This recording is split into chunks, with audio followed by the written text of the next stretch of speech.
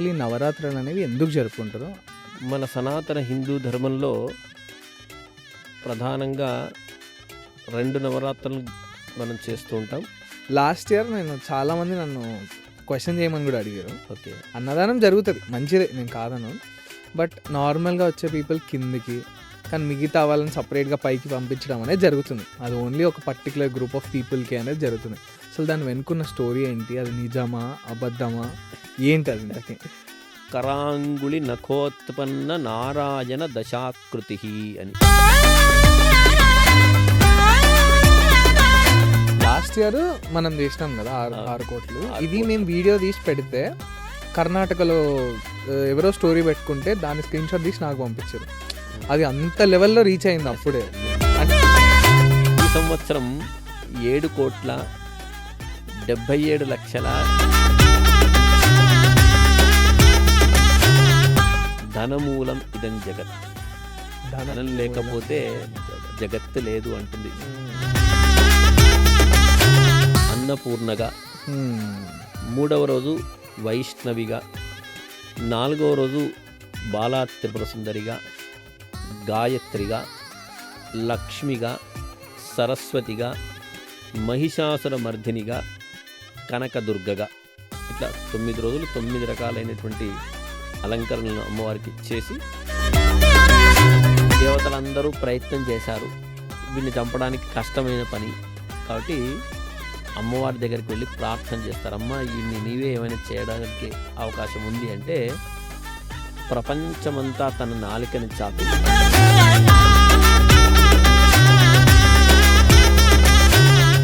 కాబట్టి ఆ నాలుక మీద తన రాక్షసుని పెట్టేసి సంహారం చేసింది. అసలు వాసవి మాత అని అంటాం కదా ఆ అమ్మవారిని. సో వాసవి మాత గురించి ఒకసారి స్టోరీ చెప్తారా మొత్తం ఇన్ డీటెయిల్?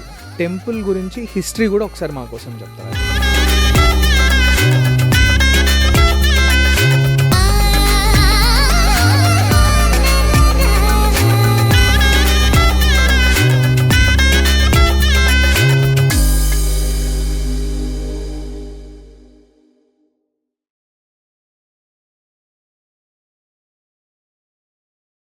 సో బేసిక్గా ఏంటంటే, ముందు మేము కొన్ని పోడ్కాస్ట్ రికార్డ్ చేసినాము. But due to some technical reasons అవైతే మేము రిలీజ్ చేయలేకపోతున్నాం. బట్ బిఫోర్ దాట్ ఇప్పుడు దసరా వస్తుంది. దసరా స్పెషల్గా మీకోసం మన కన్యకా పరమేశ్వరి టెంపుల్ అయ్యగారితో ఇవాళ ఈ పోడ్కాస్ట్ అయితే షూట్ చేసినాం. ఇందులో మేము చాలా డిస్కస్ చేసినాం అబౌట్ టెంపుల్ మిత్స్ కానీ, కామెంట్స్ కానీ, అండ్ ఆల్సో అమ్మవారి ప్రత్యేకతల గురించి, రోజు జరిగే పూజ గురించి కూడా. సో ఈ పోడ్కాస్ట్లోకే ఓవరాల్గా ఒక మంచి రైడ్ ఇస్తుంది మీకు. So hope you enjoy it. And next పోడ్కాస్ట్లో అప్డేట్స్ కూడా మేము మెల్లమెల్లగా మా సోషల్ మీడియా ద్వారా మీకు అప్డేట్స్ అయితే ఇస్తాము. Thank you guys, keep supporting and also subscribe to chat room with Charan and also follow pixel media tech.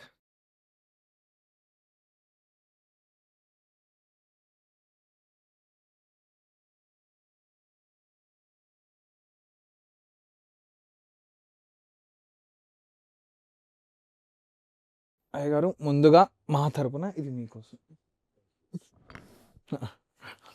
So అయితే ఇప్పుడు దసరా ఎట్లా వస్తుంది కాబట్టి, దసరా గురించి పోడ్కాస్ట్ కాబట్టి మనం దసరా గురించి మాట్లాడదాము.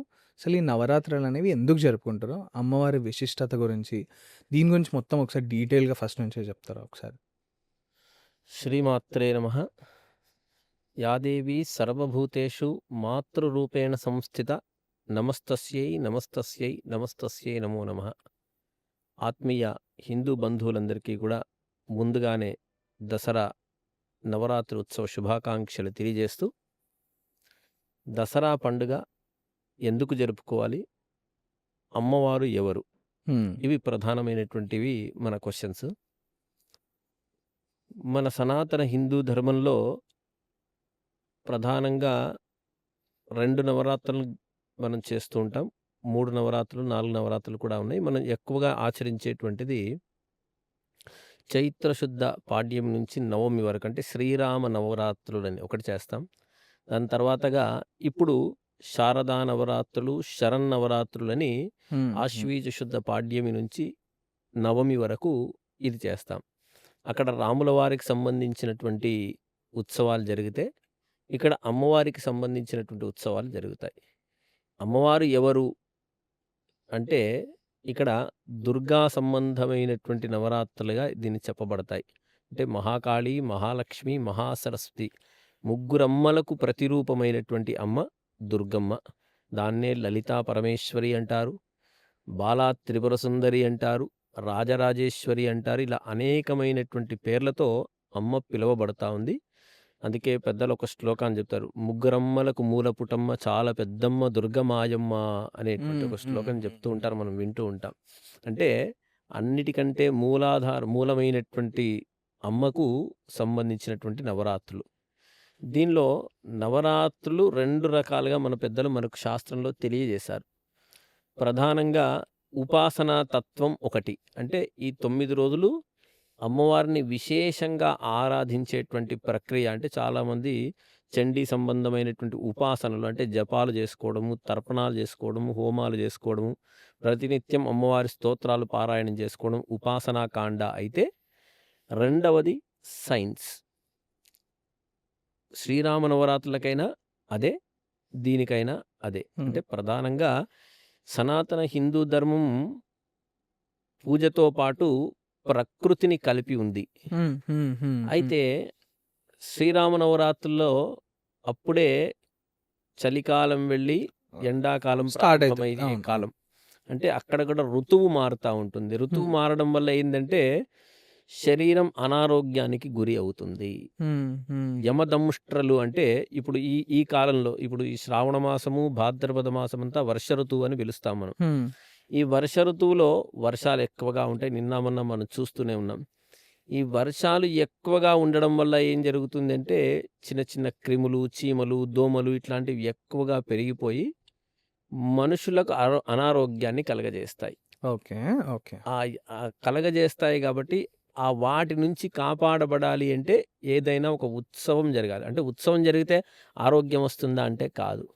ఈ ఉత్సవంలో మనం వాడే పదార్థాల వల్ల మనకు ఆరోగ్యం లభిస్తుంది. చక్కటి పందిరి వేసుకుంటాం, పచ్చటి పందిరి వేసుకుంటాం. ఆ పందిరి వల్ల మనకు జరిగేటువంటి ఆక్సిజన్ అందడము, మంచి ఆక్సిజన్ అందడము, దాంతో ఉండేటువంటి పూలు, పత్రాలు మనం చేత్తో పట్టుకొని అమ్మవారికి ఆరాధన చేస్తూ ఉంటాం. ఈ విధంగా జరగడం వల్ల శరీరం ఒక రకమైనటువంటి ఆరోగ్యాన్ని పొందుతుంది. దీనిలో మనం దీనికంటే ముందు, అంటే ఆశ్వీజ మాసం కంటే ముందు మనం ఏం చేస్తామంటే వినాయక చవితి ఉత్సవాలు చేస్తాం. వినాయక చవితి కూడా సహజంగా ఇప్పుడు మనం ఏంటంటే వినాయక చవితి 9 రోజులు 10 రోజులు అని చేస్తా ఉన్నాం. వినాయకుడికి నవరాత్రులు లేవు. ఇది పెద్ద అంటే ఒక బ్లాస్ట్ అనుకోవచ్చు. అవునవును. అంటే సహజంగా మనం నవరాత్రులు వినాయక చవితికి అని చేస్తా ఉన్నాం, కానీ వినాయక చవితికి ఎక్కడ కూడా నవరాత్రులు లేవు శాస్త్రంలో. ఉన్నది ఏంటంటే వినాయక వ్రతం ఉంది. ఇప్పుడు శ్రావణ మాసంలో వరలక్ష్మి వ్రతం ఏ విధంగా అయితే చేస్తామో ఒకరోజు పూజగా, వినాయకుడికి కూడా ఒకటే రోజు పూజగా ఉంది. అప్పట్లో స్వాతంత్ర ఉద్యమం గురించి ఒక 10 మంది కలుసుకోవాలంటే ఒక సామూహిక కార్యక్రమాలు, ఏదైనా ఆధ్యాత్మిక కార్యక్రమాలు జరిగితే ఒక 10 మంది వేడుకగా నిలబడతారు అనేటువంటి ఉద్దేశంతో పెద్దలు బాలగంగాధర్ తిలక్ గారు సామూహిక గణపతి ఉత్సవాలకు పిలుపునిచ్చారు. ఒక 3 రోజులు చేద్దాం, ఒక 5 రోజులు చేద్దాం, ఒక 9 రోజులు చేద్దాం. అంటే మన ధర్మంలో ఏది చేస్తాం 3 రోజులు, 5 రోజులు, 9 రోజులు చేస్తూ ఉంటాం. అట్లా చేయడం అలవాటు అయిపోయి మనం ఇప్పుడు వినాయక చవితి ఉత్సవాలు కూడా 9 రోజులు నిర్వహిస్తూ ఉన్నాం. అయితే సహజంగా మన శాస్త్రం ఏం చెప్తుందంటే శ్రావణ మాసంలో నదీ స్నానం పనికిరాదు. మామూలుగా శ్రావణ మాసం మనకు పుణ్యమైన మాసం అని మనం ఫీల్ అవుతూ ఉంటాం బాగా. శ్రావణ మాసంలో నదీ స్నానం పనికిరాదు. ఎందుకు పనికిరాదు అంటే వర్షం అప్పుడే పడుతుంటుంది. వర్షం పడేటప్పుడు ఏంటంటే ఈ పైనుంచి వచ్చే నీళ్ళంతా కూడా క్రిములతో అనేకమైనటువంటి ఇబ్బందులతో నీళ్లు పారుతూ ఉంటాయి. కాబట్టి ఆ నీళ్ళల్లో స్నానం చేస్తే అనారోగ్యం వస్తుంది. ఓకే. కాబట్టి ఏం చేస్తాం, వెంటనే శ్రావణ మాసం అయిపోతున్న వెంటనే ఏం చేస్తామంటే వినాయక చవితి ఉత్సవం చేస్తాం. వినాయక చవితి ఉత్సవంలో మనం ఏం చేస్తాం, ఎక్కువగా ఒక 21 రకాలైనటువంటి పత్రాలతో పూజ చేస్తాం. 21 రకాల ఆకులతో, బిల్వము, తులసి, మారేడు, ఇంకా ఇతరత్ర జమ్మి, ఇట్లా అనేక రకాలైనటువంటి ఆకులతో పూజ చేస్తాం. ఇవన్నీ పూజ చేసినటువంటి ఆకులన్నీ తీసుకుపోయి ఏం చేస్తాం, మళ్ళీ నదిలో వేసేస్తాం. వినాయకుడిని కూడా నదిలో నిమజ్జనం చేస్తాం కదా. అట్లా ఆ ఆకులన్నీ, పత్రాలన్నీ, పూలన్నీ తీసుకుపోయి నదిలో వేయడం వల్ల ఈ ఆకులకు ఉండేటువంటి శక్తి వల్ల నీటిలో ఉండే కలుషితం వెళ్ళిపోతుంది. ఓకే. నీళ్లు ఒక మంచి నీరులాగా, మంచి నదిలాగా అది తయారవుతుంది. ఒక ఆయుర్వేదప్రదమైనటువంటి, ఒక ఆర్గానిక్ ప్రదమైనటువంటి నీళ్లు తయారవుతాయి. అప్పుడు మనం స్నానం చేయాలి. అట్లాగే ఈ ఆశ్వీజ మాసంలో కూడా మన పెద్దలు మనకు అదే నిర్ణయించారు. మన శాస్త్రకారులు, మన ఋషులు ఈ ఆశ్వీజ మాసం, కార్తీక మాసం మనం బాగా గమనిస్తూ ఉంటే నెక్స్ట్ వచ్చేది కార్తీక మాసం. ఈ కార్తీక మాసంలో ఎక్కువగా సంబంధమైనటువంటి రోగాలొస్తాయి. అంటే హార్ట్ అటాక్స్ ఎక్కువగా ఈ కార్తీక మాసం నుంచి డిసెంబర్, అంటే అక్టోబర్ నుంచి డిసెంబర్, జనవరి ప్రాంతం వరకు కూడా మనం బాగా సమాజంలో గమనిస్తూ ఉంటే గుండె సంబంధమైనటువంటి రోగాలు ఎక్కువగా వస్తుంటాయి. ఎందుకంటే చలికాలంలాగా స్టార్ట్ అవుతుంది. ఇక్కడ నుంచి వాతావరణం అంతా చలిగా తాగి ఒంట్లో కొవ్వు పెరగడము ఇట్లాంటివి జరుగుతూ ఉంటాయి. కాబట్టి ఈ ఆశ్వీజ మాసంలో అమ్మవారిని ఆరాధన చేయడం వల్ల, శక్తిని ఆరాధన చేయడం వల్ల, అంటే ఆరాధన మీన్స్ ఇక్కడ ప్రకృతి ఆరాధన. ఏదో గుళ్ళోకి పోతున్నాను, అలంకారం చూస్తున్నాను, దండం పెడుతున్నాను, హారతి కొడుతున్నాను, టెంకాయ కొడుతున్నానని కాదు.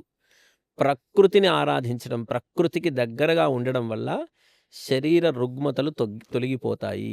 ఇది ప్రధానం. దీంతో పాటు మనం ఏంటంటే కార్తీక మాసంలో దీపం పెడతాం. నువ్వుల నూనెతో దీపం పెట్టమంటారు. ఇప్పుడు ఏమంటే మనం అనేక రకాలైన నూనెలు వాడుతున్నాం, కానీ నువ్వుల నూనెను దగ్గరగా శరీరానికి తాకడం వల్ల, దీపం పెడుతున్నప్పుడు శరీరానికి నువ్వుల నూనె తాకుతుంది. తాకడం వల్ల శరీరానికి ఒక రకమైనటువంటి శక్తి వస్తుంది. దానివల్ల రోగం తగ్గుతుంది. అందుకొరకే పెద్దలు బర్త్డేస్ ఉన్నా, పుట్టినరోజులున్నా, పెళ్లి రోజులున్నా శరీరానికి అంతా నువ్వుల నూనె పెట్టి తలస్నానం చేయిస్తారు. ఇంతకుముందు మనకుండింది తలంటు స్నానం అని చెప్తూ ఉంటారు. దానిలో ప్రధానమైన ఆంతర్యం ఏంటంటే కొబ్బరి నూనె పెట్టడం అని కాదు, నువ్వుల నూనె పెట్టడం అని. అట్లా కాబట్టి అయితే మన శాస్త్రం ఏది చెప్పినా ఒకటి ప్రకృతి ప్రేమిస్తూ, ప్రకృతిని ఆరాధిస్తూ చేయమన్నది, శాస్త్రాన్ని గౌరవిస్తూ అమ్మను ఆరాధించమన్నది. ఇది ప్రధానమైనటువంటి కాన్సెప్ట్. అయితే ఇక్కడ అమ్మవారి ఉత్సవాలు, శారదా ఉత్సవాలు, శరన్నవరాత్రులు అంటూ ఉంటాం. అంటే ఈ శరన్నవరాత్రులు కూడా ఫస్ట్ డే నుంచి లాస్ట్ వరకు ఏ అమ్మవారు ఉంటారు, దీని గురించి కూడా ఒకసారి డీటెయిల్గా ఒకసారి చెప్తారు. ఓకే. అయితే శరన్నవరాత్రి ఉత్సవాలు, దీనిలో ప్రధానంగా దుర్గా అమ్మవారు కొంతమంది రాక్షసులతో యుద్ధం చేసి 9 రోజుల పాటు యుద్ధం చేసింది. యుద్ధం చేసి 9వ రోజున విజయం సాధించింది. కాబట్టి 10వ రోజున విజయదశమిగా మనం పరిగణిస్తూ విజయాన్ని ఆనందిస్తూ మనం చేసుకునేటువంటి పండగ విజయదశమి. ఇంకొక కారణం కూడా ఇక్కడ పెద్దలు మన ఋషులు చెప్తారు. రాముల వారు కూడా ఈ 9 రోజుల పాటు యుద్ధం చేసి రావణుడి దగ్గర 9వ రోజు విజయాన్ని సాధించే ఇక్కడ దశహర, దసరా అని మనం అంటూ ఉన్నాం కదా, ఇక్కడ దశహర అంటే 10 తలలు కలిగినటువంటి రావణాసురుడిని సంహరించినటువంటి రోజు విజయదశమి. ఈ రెండు, అందుకే మనం మన గ్రౌండ్లో ఆ రోజు రావణాసుడి బొమ్మ పెట్టేసి టపాకాయలు కాల్చేస్తూ ఉంటారు, దాన్ని దహనం చేస్తుంటారు, రావణాసుర వధ చేస్తూ ఉంటారు. ఎందుకు చేస్తారంటే ఆ రోజు రాముడు విజయం సిద్ధించినటువంటి రోజు. అందుకొరకే విజయదశమి రోజు ఏ కార్యక్రమం ప్రారంభించినా విజయం చేకూరుతుందని కూడా, అంటే ముహూర్తం చూసుకోవాల్సిన పనిలే విజయదశమికి. ఏదో ఒక వ్యాపారం చేస్తున్నాం, ఒక ఉద్యోగానికి వెళుతున్నాం, ఒక చదువు ప్రారంభిస్తా ఉన్నాం, అన్నీ కూడా చక్కగా వెళ్ళిపోతాయి విజయదశమి రోజు చేస్తే అని ఒక ప్రతీతి. ఇంకా నవరాత్రుల్లో 9 రోజులు 9 రకాలైనటువంటి అలంకారాలు, పూజలు ఇట్లాంటివి చేస్తూ ఉంటాం. ఇది ప్రధానంగా మహాకాళి, మహాలక్ష్మి, మహాసరస్వతి, ఈ 3 సంబంధించినటువంటి ఆరాధనలే 3 రోజులుగా చేస్తూ ఉంటారు. అంటే మొదటి 3 రోజులు మహాకాళి సంబంధమైన ఆరాధనలు, రెండో 3 రోజులు మహాలక్ష్మి సంబంధమైన ఆరాధనలు, మూడో 3 రోజులు మహాసరస్వతి సంబంధమైన ఆరాధనలు. దానికి తగ్గట్టుగా ఉండేటువంటి అలంకారాలు, అంటే మన ఊర్లో ఒక రకమైన అలంకారం ఉండొచ్చు, మన గుళ్ళో, మన ఊర్లోనే ఇంకో గుళ్ళో ఇంకో రకమైన అలంకారం ఉండవచ్చు. ఎందుకు ఉంటుంది అంటే అక్కడ ఉండేటువంటి విగ్రహము మనం చేసేటువంటి అలంకారానికి సపోర్ట్ చేయగలగాలి. అక్కడ ఉండేటువంటి అనాదిగా వస్తున్నటువంటి ఆచారం కూడా ఉంటుంది. కొంతమంది ఆచారం పెట్టుకుంటే ఈరోజు ఈ పూజనే చేసుకుందామనే ఆచారం పెట్టుకొని ఉంటారు. కాబట్టి 9 రోజులు 9 రకాలైనటువంటి అలంకారాలతో అలంకారం అనే కాదు, అక్కడ పూజ.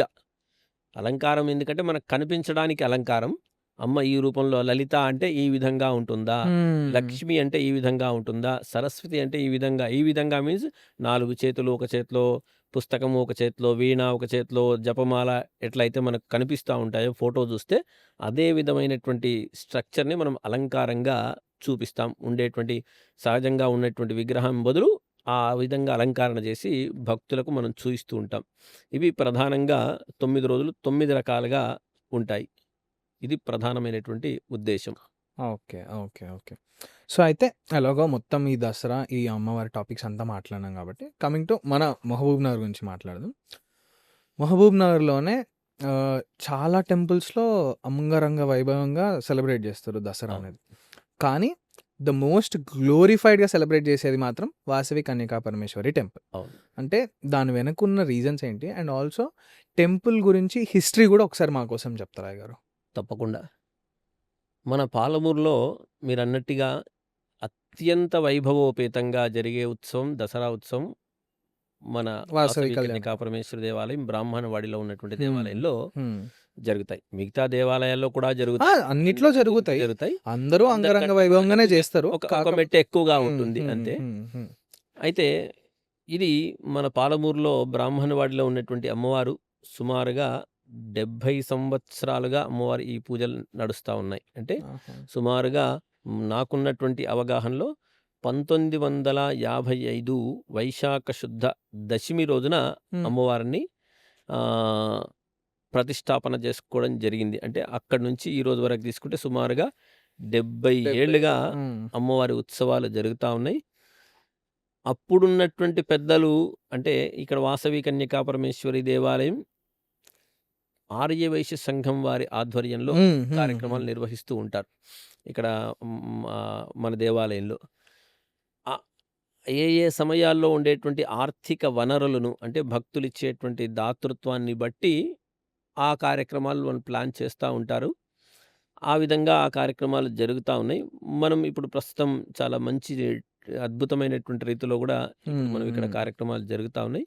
ఇవన్నీ కూడా ప్రధానంగా పట్టణ ఆర్యవైశ్య సంఘం, దాని అనుబంధ సంస్థల ద్వారా ఈ కార్యక్రమాలు జరుగుతా ఉన్నాయి. ఓకే. ఓకే.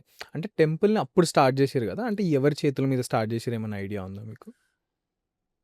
అప్పుడున్నటువంటి ఆర్యవైశ్య సంఘ పెద్దలు హ్మ్. నాకు పెద్దగా పేర్లు ఐడియా లేవు కానీ, అప్పుడుండేటువంటి వైశ్య సంఘానికి సంబంధించినటువంటి అధ్యక్షులు, కార్యదర్శులు చాలామంది ఉన్నారు. వాళ్ళ ఆధ్వర్యంలోనే ఆ హ్మ్. హ్మ్. కార్యక్రమాలు హ్మ్. జరిగినాయి. Okay. Okay. So, okay. Coming to the most important topic. అంటే మహాలక్ష్మి అమ్మవారి అప్పుడు లైక్ కోట్లల్లో పెట్టి డబ్బులు పెట్టి చేస్తారు. అంటే గట్టిగా మాట్లాడితే స్టేట్‌లోనే వన్ ఆఫ్ ద మంచి ఫిగర్స్ పెట్టి చేస్తారు అమౌంట్. అవును. అవును. అంటే లాస్ట్ ఇయర్ నాకు తెలిసి 6,66,00,000 సంథింగ్ గదా! అవును. అవును. సో, దీనికి అమౌంట్ ఎక్కడి నుంచొస్తాయి? ఇవంతా అమౌంటు భక్తుల నుంచి సేకరిస్తారు. సేకరిస్తారు మీన్స్ దాతృత్వం కాదు. ఓకే. నా దగ్గర ఒక 50,000 ఉన్నాయి. హ్మ్. నేనిస్తాను. ఓకే. మీ దగ్గర ఒక 1,00,000 రూపాయలున్నాయి. మీరిస్తారు. ఇవన్నీ అలంకారం చేసి మళ్ళీ ఎవరి వాళ్ళకు రిటర్న్ చేసేస్తాం. ఆహా! ఆహా! అంటే ఓకే. ఊర్లో ఉండేటువంటి అందరి దగ్గర తలా ఇంత ఎవరికి తోచినంతగా వాళ్ళు ఇస్తారు. హ్మ్. ఒకరు 10,000 ఎయ్యొచ్చు, ఒకరు 5,000 ఎయ్యొచ్చు, ఒకరు 5,00,000 ఇయ్యొచ్చు, ఒకరు రూ. 1,00,000 ఇవ్వచ్చు. హ్మ్. హ్మ్. ఎంత వీలైతే అంత ఎవరెంత ఇచ్చారో అంత వాళ్ళ అకౌంట్ రాసుకుంటారు. రాసుకొని మనం అనుకునే ఫిగర్ ఎంతవరకైతే వస్తుందో అంతవరకు అందరి ఇళ్ళలోకి వెళ్ళి ఆ డబ్బులు తీసుకొనొచ్చి హ్మ్. మళ్ళీ అలంకారము, ఆ పూజా కార్యక్రమం ముగిసినాక మళ్ళీ నెక్స్ట్ డేనో లేకుంటే పండగ అయిన తర్వాతనో వాళ్ళ వీలుని బట్టి ఎవరిది వాళ్ళకు అది రిటర్న్ డిస్ట్రిబ్యూట్ మళ్ళీ ఇచ్చేస్తారు. చేసేస్తారు. అండ్ ఆల్సో ఇంకొకటి గూడా ఉంది. అది ఓన్లీ మన మహబూబ్‌నగర్‌లోనే ఉంది. సో, వాసవి కన్య అంటే ఇవన్నీ ఉన్నాయి గదా! ఓన్లీ ఆర్యవైశ్యులు మాత్రమే ఇవ్వాలి అనేదేమైనా ఉండేనా? అంటే బయటది తిరుగుతుంది. So, yes. దానికి సంబంధించి నేను వాళ్ళ వాయిస్ నేను తీసుకొచ్చి అడుగుతున్నా అనుకోండి. యెస్. అంటే ప్రధానంగా ఇప్పుడున్నటువంటి పరిస్థితి అంటే ఇప్పుడనే కాదు. దేవాలయం వైశ్య సంఘం అండర్‌లో ఆ! నడుస్తా ఉంది. అవును. అవును. అది కాబట్టి కరెక్టే. సహజంగా ఏందంటే వాళ్ళు వైశ్యుల దగ్గరికే వెళతారు. హ్మ్. కాబట్టి వాళ్ళే ఇస్తూ ఉంటారు. వేరే వాళ్ళిచ్చినా వద్దనైతే అనరు. ఏదో వేరే వాళ్ళొచ్చి నా దగ్గర ఓ రూ. 1,00,000 ఉన్నాయి భయ్ మీరు పెట్టుకోండి. మళ్ళీ నాకివ్వండి అంటే పెట్టుకుంటారు, ఇస్తారు. దానికైతే ఇబ్బందులేం లేవు. అట్లాంటి ఇబ్బందులేం లేవు. చాలామంది ఇస్తూ ఉంటారు గూడా అట్లా. ఓకే. చాలామంది ఇచ్చేవాళ్ళున్నారు. హ్మ్. ఏమంటే ఇచ్చేవాడు బయటికి చెప్పడు గాబట్టి హ్మ్. హ్మ్. తెలియదు. సహజంగా ఇప్పుడున్న సమాజంలో ఏందంటే, ఇవ్వని వాడే మా దగ్గర తీసుకోలేదు అని అంటూ ఉంటాడు. ఓకే. ఓకే. ఓకే. మేమిస్తే తీసుకోరు అంటారు. ఇస్తే గదా తెలిసేది. హ్మ్. హ్మ్. హ్మ్. నేనిస్తే తీసుకుంటారా లేదా అనేటువంటిది ఇప్పుడు చాలా కామెంట్స్ కూడా వినిపిస్తుంటాయి. అక్కడికి వెళ్తే ప్రసాదం ఇవ్వరు అని. ఆ, అంటే దీని వైశ్యులకి దీని తర్వాత ప్రసాదం క్వశ్చన్లో నేను రెడీగా ప్రసాదం పెట్టుకున్నాను. ఇప్పిస్తారేమో అని. రోజు గుడికి ఒక 100 మంది వస్తే 60 మంది వైశ్యేతరులే వస్తారు. ఇప్పుడు ఇప్పుడు నేను నేను ప్రస్తుతం నేనున్నాను కాబట్టి గుడిలో 40 మంది వైశ్యులు వస్తే 60 మంది వేరే వాళ్ళే వస్తారు. అందరికీ ప్రసాదం పెడతాంగా, అందరికీ హారతి ఇస్తాంగా, అందరికీ అర్చన చేస్తాంగా, మరి ఇంకెక్కడ అట్లాంటి ఇబ్బందులు లేవు. అదో కామెంట్ నడుస్తోంది. ఓకే. అదొకటి అదే బయటైతే ఉంది. నేను కాదనను. అందుకే నేను రైజ్ చేస్తున్నా. ఇంకొకటి గూడా అదే అన్నపూర్ణమ్మ దేవిని చేసినప్పుడు అంటే ప్రతిరోజు అన్నదానాలు చేస్తారు. నాకు తెలిసి ఒక 5 ఇయర్స్ బ్యాక్ ఏంటంటే అన్నపూర్ణ అమ్మదేవిని చేసిన తర్వాత రోజు అన్నదానం పెట్టేవాళ్ళు గదా! లేదు లేదు లేదు కొన్ని ఇయర్స్ బ్యాక్ మేబీ. లేదు లేదు ఓకే. మ్యాక్సిమం సుమారుగా ఒక 20 ఏళ్ళుగా, ఆహా! ఓకే. అంటే అంతకంటే ముందు అన్నదానం పెద్దగా లేదు. హ్మ్. హ్మ్. ఒక హ్మ్. 20 ఏళ్ళుగా 15 20 ఏళ్ళుగా ప్రతినిత్యం అన్నదానం ప్రతి జరుగుతా ఉంది. అంటే 10 రోజులు 9 రోజులు అనుకోండి. హ్మ్. నవరాత్రులు 9 రోజులు, పండగ రోజు మాత్రం ఉండదు. హ్మ్. హ్మ్. ఈ 9 రోజులు సుమారు ప్రతిరోజు ఒక 3000 మందికి దగ్గర దగ్గర, అవును. ఒకరోజు 2000 ఒకరోజు 3000 అటు ఇటుగా అన్నదానం జరుగుతూ ఉంటుంది. అందరికీ అన్నదానం ఉంటుంది. వీళ్ళకి లేదు వాళ్ళకి లేదని లేదు, అందరికీ ఉంటుంది. ఓకే. ఉంటది కరెక్టే.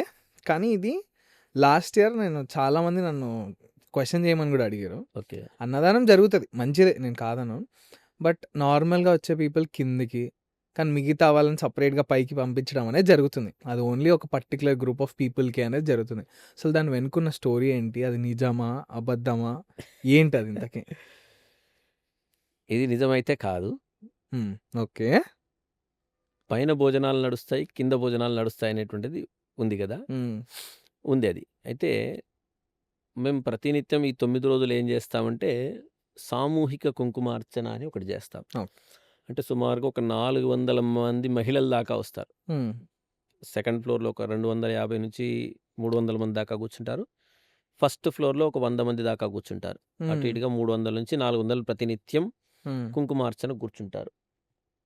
కుంకుమార్చన అయిన తక్షణమే సుమారుగా మేము 10 గంటలకు 10:30కు అట్లా స్టార్ట్ చేస్తే 1 గంట వరకు కుంకుమార్చన కార్యక్రమం హ్మ్. ముగుస్తుంది. హ్మ్. హ్మ్. వెంటనే అక్కడ ఉన్న వాళ్ళను మాత్రం కింది ఫ్లోర్‌లోకి వదిలి భోజనం పెట్టేస్తారు.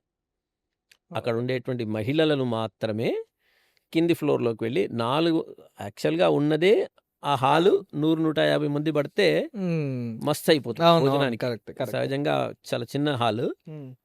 అది అక్కడికి 300-400 మంది వాళ్ళే టైట్‌గా నిలబడి భోంచేస్తూ ఉంటారు. హ్మ్. ఒకరినొకరు తాక్కుంటూ బాగా హ్మ్. టైట్‌గా అవును. భోంచేస్తూ ఉంటారు. కాబట్టి మగవాళ్ళందరిని కూడా కిందికే పెడతారది. వైశ్యులుండని, వైశ్యులేతరులుండని, ఇంకెవరైనా ఉండని. కాస్త 2:30 తర్వాత, 3 తర్వాత వచ్చినారనుకోండి, అప్పటికి ఫ్లోటింగ్ తగ్గిపోతుంది. పైన వెళ్ళేవాళ్ళు పైన వెళ్తారు. కింద వెళ్ళేవాడు కింద వెళ్తుంటాడు. దానికి వీళ్ళు వెళ్ళొద్దు, వాళ్ళు వెళ్ళొద్దు అనేటువంటిది లేదు. మొదటి ట్రిప్‌లో ఆ మహిళలు కుంకుమార్చన చేసుకునేటువంటి వాళ్ళు, ఎందుకంటే వాళ్ళు పొద్దున నుంచి ఉపవాసం అయ్యి ఉండుంటారు. అవును. అవును. కుంకుమార్చన చేయాలి అని ఏం తినకుండా వచ్చి ఉంటారు. కాబట్టి వాళ్ళకి ప్రయారిటీ ఇస్తూ ఆ రకంగా ఇంకోటి మహిళలకు సేఫ్టీ కూడా ఉండాలి అన్ని రకాలుగా. అందరిలో వదిలేస్తే వాడు తగులుతాడని, వీడు తగులుతాడని ఏదో ఆభరణాలు వేసుకొని వచ్చింటారు. ఎన్నో రకాలుగా ఉంటారు కాబట్టి ఆ ఇబ్బందులు ఏవి జరగకూడదు. గుడికొచ్చిన తర్వాత అందరూ కూడా చక్కగా వెళ్ళాలి. ఎక్కడ హ్మ్. కాంప్లెయింట్స్ లేకుండా వెళ్ళాలనేటువంటి ఉద్దేశంతో ప్రధానంగా మహిళలకు మాత్రమే ఫంక్షన్ హాల్‌లో భోజనం పెడతారు. ఓకే. ఓకే. మిగతా పురుషులందరికీ కూడా కిందనే భోజనం జరుగుతుంది. ఓకే. చాలామంది వ్యాపారస్తులు వచ్చి కిందనే భోంచేస్తుంటారు. ఈసారి మీరు తప్పకుండా రండి. నేను చూసుకొని ప్రతిరోజు వస్తాను. తీసుకొని ఎట్లా వెళ్ళండి. పక్కా ప్రతిరోజు ఆ! వస్తాం ఆ మేము. అన్న సంతర్పణకు గూడా షూట్ షూర్. తీసుకొని వెళ్ళండి. ఎందుకంటే పోయినసారి గూడా ఇట్లాంటిదో కామెంట్ అయ్యి కొంచెం వైరల్ అయింది. అదే అది దాన్ని బేస్ చేసుకొని అది క్వెషన్ వైరల్ అయింది. అందరికీ కానీ ఒకేసారి తర్వాత చెప్పాలి వాళ్ళు అని. గూడా తెలుసుకొని అయ్యో! సారీ మేము హ్మ్. సారీగా తప్పుగా ఇన్ఫర్మేషన్ ఇచ్చామని చెప్పుకోవడం జరిగింది అట్లా. హుహు. హుహు. అదే అందుకే నేను క్వెషన్ చేస్తున్నా. ఉందా? లేదా? ఏంటి అని. అట్లాంటిదేం లేదు. ఓకే. ప్రశాంతంగా అందరూ రావచ్చు. అందరూ భోజనం చేయవచ్చు. ఓకే. ఇప్పుడు మీరు అట్లా అంటున్నారు. ప్రతి అమావాస్య సుమారుగా ఒక 300-400 మంది భోజనం జరుగుతుంది. హ్మ్. చండీ హోమం చేస్తాం ప్రతి అమావాస్య కూడా గుళ్ళో. అచ్చా! ఓకే. ఓకే. ఫ్రీగా. హ్మ్.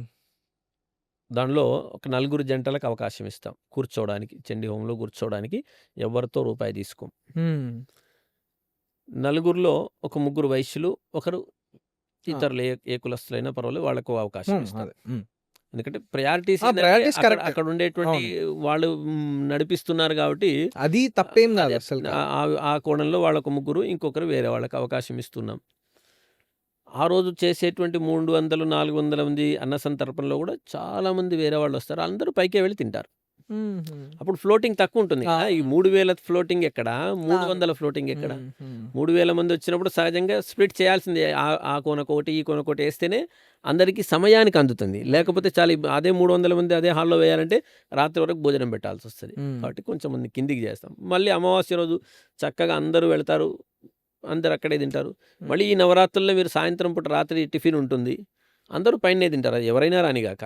భక్తులు రాని, ఇతరులు రాని, మంచివాళ్ళు ఇంకెవరు మగవాళ్ళు రాని, పురుషులు రాని అందరూ రాని అందరూ పైనే తింటారు. అప్పుడు రాత్రి ఎంత మాక్సిమం 4, 500 మంది వస్తారు. అది ఫ్లోటింగ్‌లో వెళ్ళిపోతా ఉంటుంది కాబట్టి ఆ ఇబ్బంది ఉండదు. అది హ్మ్. బాగా హ్మ్. దుష్ప్రచారం అదే. దాని గురించి కూడా క్లారిటీ రావాలనే నేను అడిగాను. దుష్ప్రచారం జరిగిందది. ఓకే. ఓకే. సో, అయితే అయ్యగారు ఇంకొకటి. సో, ఈ ఆలయంలో మీరు ఎప్పటినుంచో పూజలు జరిపిస్తారు గదా! మీకు ఎప్పుడైనా సరే ఒక ఫీలింగ్ లాంటిది ఏదైనా కలిగిందా? మీరు ఒక్కరే ఉన్నప్పుడు ఏమైనా దైవం ఉన్న ఫీలింగ్ గాని ఇలాంటిది ఎప్పుడైనా మీకు పూజ చేసేటప్పుడు అనిపియడం గాని, మొత్తం మీకున్న ఒక మాటలో చెప్పాలంటే మీకు అనిపించిన మోస్ట్ హ్యాపీయెస్ట్ ఎక్స్‌పీరియన్స్, బాగా ఆనందం కలిగించిన ఎక్స్‌పీరియన్స్ ఏమైనా ఉందా? అనుభవం? నాకు అణువణువున ఆనందం కలిగిందక్కడ. ఓకే. ఎందుకంటే ఇప్పటికి ఇక్కడ కూర్చున్నా అంటే అమ్మ ఉంది కాబట్టే కూర్చున్నా అని నమ్ముతాను నేనిక్కడ. హ్మ్. హ్మ్. ఎందుకు అంటే నేను సుమారుగా అక్కడ 24 ఏళ్లయింది. హ్మ్. 2002లో మే 16వ తారీఖున నా అర్చకత్వ వృత్తిని అక్కడ స్టార్ట్ చేశాను. ఓహ్! 2002 మే 16న అమ్మవారి జయంతి సందర్భంగా నేను వెళ్ళానక్కడికి. ఒక వారం రోజుల కొరకు అర్చకత్వానికి వెళ్ళాను నేనక్కడ.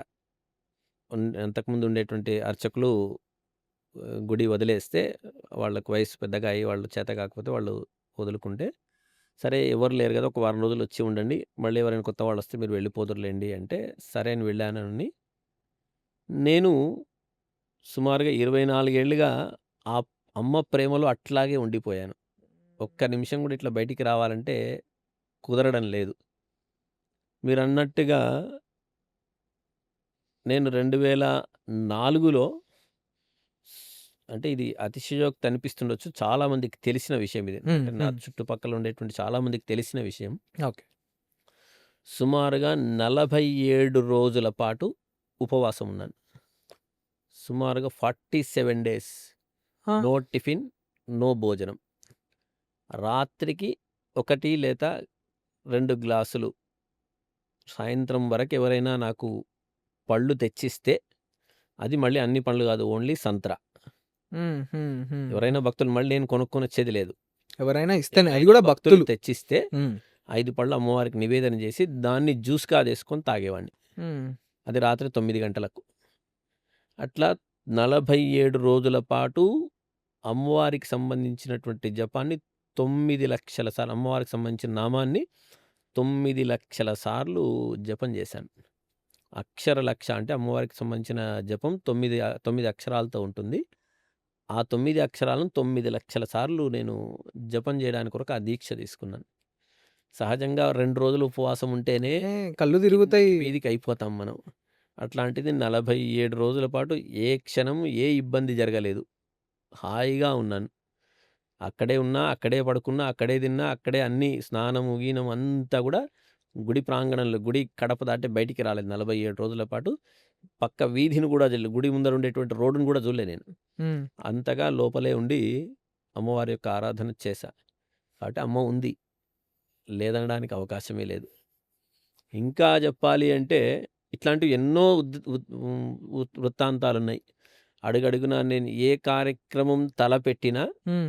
అది ఉన్నత స్థితికి అంటే దేవాలయంలో జరిగే కార్యక్రమాలైనా కూడా హ్మ్. హ్మ్. హ్మ్. నేను 2002 నుంచి ఈ రోజు వరకు చూసుకుంటే అప్పట్లో అత్యంత సామాన్యంగా జరిగిన కార్యక్రమాలు ఈరోజు ప్రపంచవ్యాప్తంగా మీరు తెలంగాణ అని ఇంతకుముందు అన్నారు గానీ, ప్రపంచవ్యాప్తంగా కూడా పాలమూరులో జరిగేటువంటి అమ్మవారి ఉత్సవాలు, అమ్మవారి అలంకరణలు చూడ్డానికి ఆసక్తిగా ఆ! ఉన్నాయి. అవును. అవునవును. అంటే ఆ స్థితికి తీసుకొచ్చిందంటే అది అమ్మనే తెచ్చింది. మనం హ్మ్. హ్మ్. చేసిందేం లేదు. హ్మ్. హ్మ్. ఆ హ్మ్. శక్తి మనకిచ్చింది. హ్మ్. ఇట్లాంటి వృత్తాంతాలు చాలా మందికి చాలా ఇప్పుడు మా గుడిలో వెంకటయ్య అని ఒక టికెట్లు అమ్మేవాడు పనిచేస్తుంటాడు ఒకతను. ముసలాయన. సుమారుగా నాకు తెలిసి ఒక 75-80 ఏళ్ల వయస్సుంటుంది. He is dialysis patient. ఆ! గుడికి రాక మునుపు ప్రతి 2 రోజులకు ఒకసారి డయాలిసిస్ చేసుకునేవాడాయన. సరే నా చివరి క్షణాలు గదా! అమ్మవారి దగ్గర ఉండి గడుపుదామని ఆలోచనతో వచ్చాడు.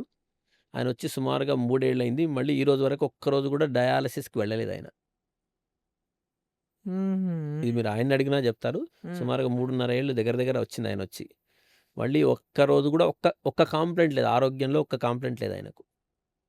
కాబట్టి ఇట్లాంటి ఎన్నో వృత్తాంతాలు ప్రతి వాళ్ళకు జరిగినాయి. నమ్మిన వాడికి అమ్మ వెనకాల ఉండి అన్నీ నడిపించింది. కాబట్టి అద్భుతమైన శక్తి అక్కడ ఉంది. అదే. ఇట్లా నేను జెప్పాలంటే కనీసంగా ఒక 1000 చెప్పగలను. మా అంతమందికి అన్నీ అన్ని రకాలుగా జరిగినాయి. కాబట్టి సో, ఇలాగ అద్భుతమైన అమ్మవారి శక్తి. టాపికొచ్చింది గాబట్టి, అసలు వాసవి మాత అని అంటాం గదా! ఆ అమ్మవారిని. సో, వాసవి మాత గురించి ఒకసారి స్టోరీ చెప్తారా? మొత్తం ఇన్ డీటెయిల్‌గా మా కోసం. వాసవి కన్యకా పరమేశ్వరి అమ్మవారి పేరు. ఈ అమ్మవారు పెనుగొండ అంటే తూర్పుగోదావరి జిల్లా పెనుగొండలో జన్మించింది. ఆహా! మనకు ఓకే. పెనుగొండలు 2 ఉన్నాయి. ఒకటి సీమలో ఉంటే, ఒకటి ఆంధ్రాలో ఉంది. ఇది హ్మ్. తూర్పుగోదావరి జిల్లా పెనుగొండ. ఆ జిల్లాలో ఆ పెనుగొండ అనేటువంటి ఊర్లో హ్మ్. అమ్మవారు కుసుమగుప్తుడు అనేటువంటి ఆయనకు జన్మించింది. కుసుమాంబ, కుసుమశ్రేష్ఠులకు పుట్టినటువంటి తల్లి. హ్మ్. చాలా అందగత్తె. వయస్సు పెరుగుతున్న కొద్దీ అమ్మవారు చదువు అన్ని రకాలైనటువంటి చదువులు అన్ని రకాలైనటువంటి చదువులు ఇట్లా అవలీలగా నేర్చుకునేటువంటిది అమ్మవారు. హ్మ్. ఇవన్నీ చూస్తూ యుక్త వయస్సొచ్చేటప్పటికి ఆ ప్రాంతాన్ని పరిపాలించేటువంటి రాజు ఈవిడని చూసి మోహిస్తాడు. అబ్బా! ఇంత అందమైనటువంటిది నాకు భార్యగా ఉంటే బావుంటుంది అని అమ్మవారిని చూసి మోహిస్తాడు. ఆయన క్షత్రియుడు. ఈవిడ వైశ్య కులంలో పుట్టింది. క్షత్రియుడు కాబట్టి ఆయన రాజు వర్తమానం పంపిస్తాడు ఇంటికి. నేను ఈవిడని పెళ్లి చేసుకుందాం అనుకుంటున్నాను. రాజు కాబట్టి నేను చేసుకోవచ్చు. మీరు నాకు ఇచ్చేసేయండి అని. అమ్మాయి అప్పటికే ఈ వాసవి అనేటువంటి ఈ అమ్మవారు శాస్త్రాలు కూడా చదువుకున్నది. ఇది సరియైనటువంటి విధానం కాదు. నేను వైశ్యురాలిని. నువ్వు క్షత్రియుడవు. అట్లా కులాంతర వివాహం పనికిరాదు అని చెప్పి నన్ను చేసుకోకూడదు అని చెప్తుంది. హ్మ్. అక్కడ ఉండేటువంటి పెద్దలతో, యువకులతో వర్తమానం పంపిస్తుంది. పంపిస్తే రాజు అదన్నీ కొట్టేసి, లేదు నేను నిన్ను పట్టుకోవడానికే వస్తున్నాను, నేను చేసుకోవడానికే వస్తున్నా అని చెప్పేసి వచ్చేస్తాడు. అప్పట్లో ఈ వైశ్యులకు సుమారుగా 700 గోత్రాలుండేటివి. అటు ఇటుగా ఇది 100% సంఖ్య కాదు. అటు ఇటుగా. అటు ఇటుగా 700 గోత్రాల వాళ్ళుండి మనం గోత్రామని చెప్పుకుంటుంటాం కదా! గుళ్ళోకి వెళ్ళినప్పుడు. ఒక్కొక్క కులానికి కొంతమంది ఋషులు, కొంతమంది గోత్రాలు ఉంటాయి. కొన్ని గోత్రాలుంటాయి. అట్లా వీళ్ళు వైశ్యులకు 700 గోత్రీకులుండేవాళ్ళు. హ్మ్. అమ్మవారు ఒక ఆజ్ఞ ఇస్తుంది. నేను దుర్గా స్వరూపం, పార్వతీ స్వరూపంగా భూలోకానికి వచ్చాను. నన్ను పరమేశ్వరుడు మాత్రమే చేసుకోవాల్సినటువంటి వాడు. వేరే వాడికి ఆ అధికారం లేదు. కాబట్టి నేను అగ్నికి ఆహుతి అవ్వాలనుకుంటున్నాను. నాతో పాటు వచ్చి ఎవరైతే అగ్నికి ఆహుతి అవుతారో వాళ్ళందరినీ కూడా నేను ఉద్ధరిస్తాను. మీకందరికీ కూడా మంచి సౌఖ్యాలు, సుఖాలు అంటే అగ్నిలో ఆహుతైనోడికి సుఖం లేదు, సౌఖ్యం లేదు. వాళ్ళు మిగతా తదనంతర తరాలకు మంచి సుఖాన్ని, మంచి లక్ష్మిని, అన్ని రకాలుగా మీకు ఐశ్వర్యాలను ఇస్తాను అని చెప్పేస్తే, సుమారుగా అమ్మవారితో పాటు 102 మంది గోత్రీకులు అగ్నికి ఆహుతైపోయారు. పెద్ద అగ్నిగుండం ఏర్పాటు చేసుకొని, దాంట్లో అమ్మవారితో పాటు అందరూ దుంకేశారు. ఇప్పుడు మిగిలిన గోత్రాలు ఎన్ని అంటే 102 మాత్రం. మిగతా 600 గోత్రాలు దాదాపుగా మనుగడలో లేవు. వాళ్ళెవరో గూడా తెలియదు. ఎక్కడున్నారో తెలియదు. ఆ గోత్రమే లేవు. గోత్రాలే లేవు. అట్లా ఆ రోజున అగ్నిలోకి దుంకినది అంటే ఏ రోజు దుంకిందంటే మాఘ శుద్ధ విధియ రోజు. హ్మ్. వైశాఖ శుద్ధ దశమి రోజు అమ్మవారి జననమైతే, మాఘ శుద్ధ విధియ రోజు అమ్మవారు తనను తాను ఆత్మార్పణ చేసుకుంది. పరమేశ్వరుడికి అర్పణ చేసుకుంది. అక్కడే ఆ అగ్నిలో నుంచి ఒక గొప్పనైనటువంటి విగ్రహం పుట్టింది. అది పెనుగొండలో ఉంది. ప్రస్తుతం గూడా మనం అక్కడ వెళ్లి చూడవచ్చు. హుహు. పెనుగొండలో అమ్మవారు అక్కడే సాక్షాత్కరించింది కాబట్టి, అక్కడి నుంచి వైశ్య కులంలో పుట్టింది కాబట్టి హ్మ్. వైశ్యులందరూ కూడా మా కులదేవత ఈవిడ అని ఎక్కువగా ఆరాధన చేస్తారు. ఓకే. అది ఓకే. ప్రధానమైనటువంటి వృత్తాంతం. వైశ్యుల కులదేవతగా ఎట్లాగా వచ్చింది అమ్మవారు ఎవరు అంటే హ్మ్. వైశ్య కులంలో పుట్టింది కాబట్టి మామూలుగా కృష్ణుడిని యాదవులు ఎక్కువగా పూజిస్తూ అవును. ఉంటారు. అవునవును. ఎందుకంటే యాదవ కులంలో పుట్టాడు అని. అట్లా కాబట్టి ఈ విధంగా ఇక్కడ కూడా ఏందంటే అమ్మవారు వైశ్య కులంలో పుట్టింది కాబట్టి వైశ్యులందరూ కూడా అమ్మవారిని ఎక్కువగా ఆరాధిస్తూ ఉంటారు. హుహు. ఇది అమ్మవారి వృత్తాంతం. ఓకే. ఓకే. సో, మరి అమ్మవారికి మీరు రోజు దినచర్యగా పొద్దున్నుంచి రాత్రి వరకు అంటే చేసే పూజలేంటి? నైవేద్యం ఏం పెడతారు? దీని గురించి కూడా ఒకసారి అంటే మీరు ఒకసారి చెప్తారా? నిత్య పూజల్లో అంటున్నారా? నిత్య పూజ. నిత్య నిత్య పూజ గురించి మాట్లాడదాం. దసరావి కూడా ఓకే. మాట్లాడదాం ఓకే. ఒకసారి. ప్రతినిత్యం అమ్మవారికి మన దేవాలయంలో హ్మ్. 3 పూటల పూజ జరుగుతోంది. 3 పూటలు. ఓకే. అంటే ప్రాతఃకాల పూజ, హ్మ్. మాధ్యాహ్నిక పూజ, ప్రదోష పూజ. హ్మ్. ప్రాతఃకాల పూజ అంటే మేము ఉదయం తెరుస్తూనే సుప్రభాత సేవ చేసి, సుప్రభాత నీరాజనం ఇచ్చి, మన దేవాలయంలో శ్రీచక్రం ఉంది. హ్మ్. అమ్మవారి ముందరే శ్రీచక్రం ఉంటుంది. ఉత్సవ విగ్రహాలుంటాయి. వీటన్నిటికీ దాంతోపాటు పరివార దేవతలన్నిటికీ కలిపి హ్మ్. చక్కగా అభిషేకము, అలంకరణ, అర్చన చేసుకొని ప్రాతఃకాల నైవేద్యం అమ్మవారికి 3 పూటలా కూడా నైవేద్యం పెడతాం. మనం బ్రేక్‌ఫాస్టు, లంచు, డిన్నరు ఎట్లా అయితే మనం చేస్తామో అట్లే అమ్మవారికి ఉదయం బాలభోగంగా నైవేద్యం సమర్పించి, మధ్యాహ్న పూజ గూడా ఉదయమేమో ఖడ్గమాల స్తోత్రంతోటి అమ్మవారికి అర్చన చేస్తే, హ్మ్. మధ్యాహ్నం లలిత అష్టోత్తరంతో అమ్మవారికి పూజ చేస్తాం.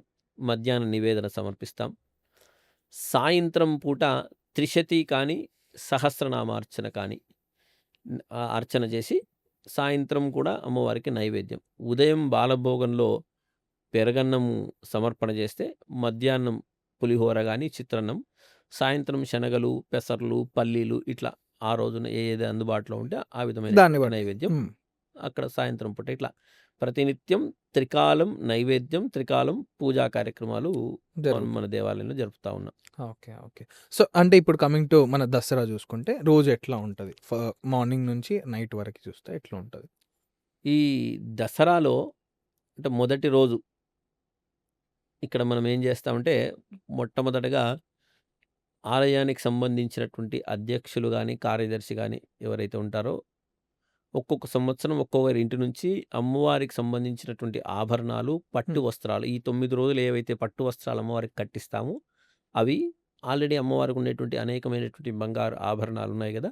అవన్నీ కూడా తీసుకొని వాటికన్నిటికీ వాళ్ళ ఇంట్లో పూజ చేసుకొని, అక్కడి నుంచి వేడుకగా దేవాలయానికి విచ్చేసి మొదటి రోజు ప్రోగ్రామ్ ఇది.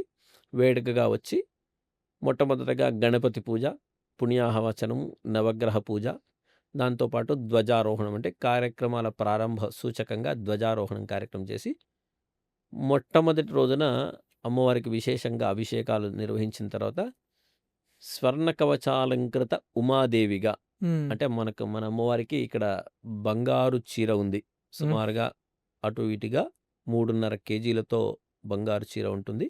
ఓకే. ఆ! 3.5 కేజీల బంగారు చీరను అమ్మవారికి కట్టించి, హ్మ్. ఆ రోజున అమ్మవారిని ఉమాదేవిగా అలంకారం చేసుకుంటాం.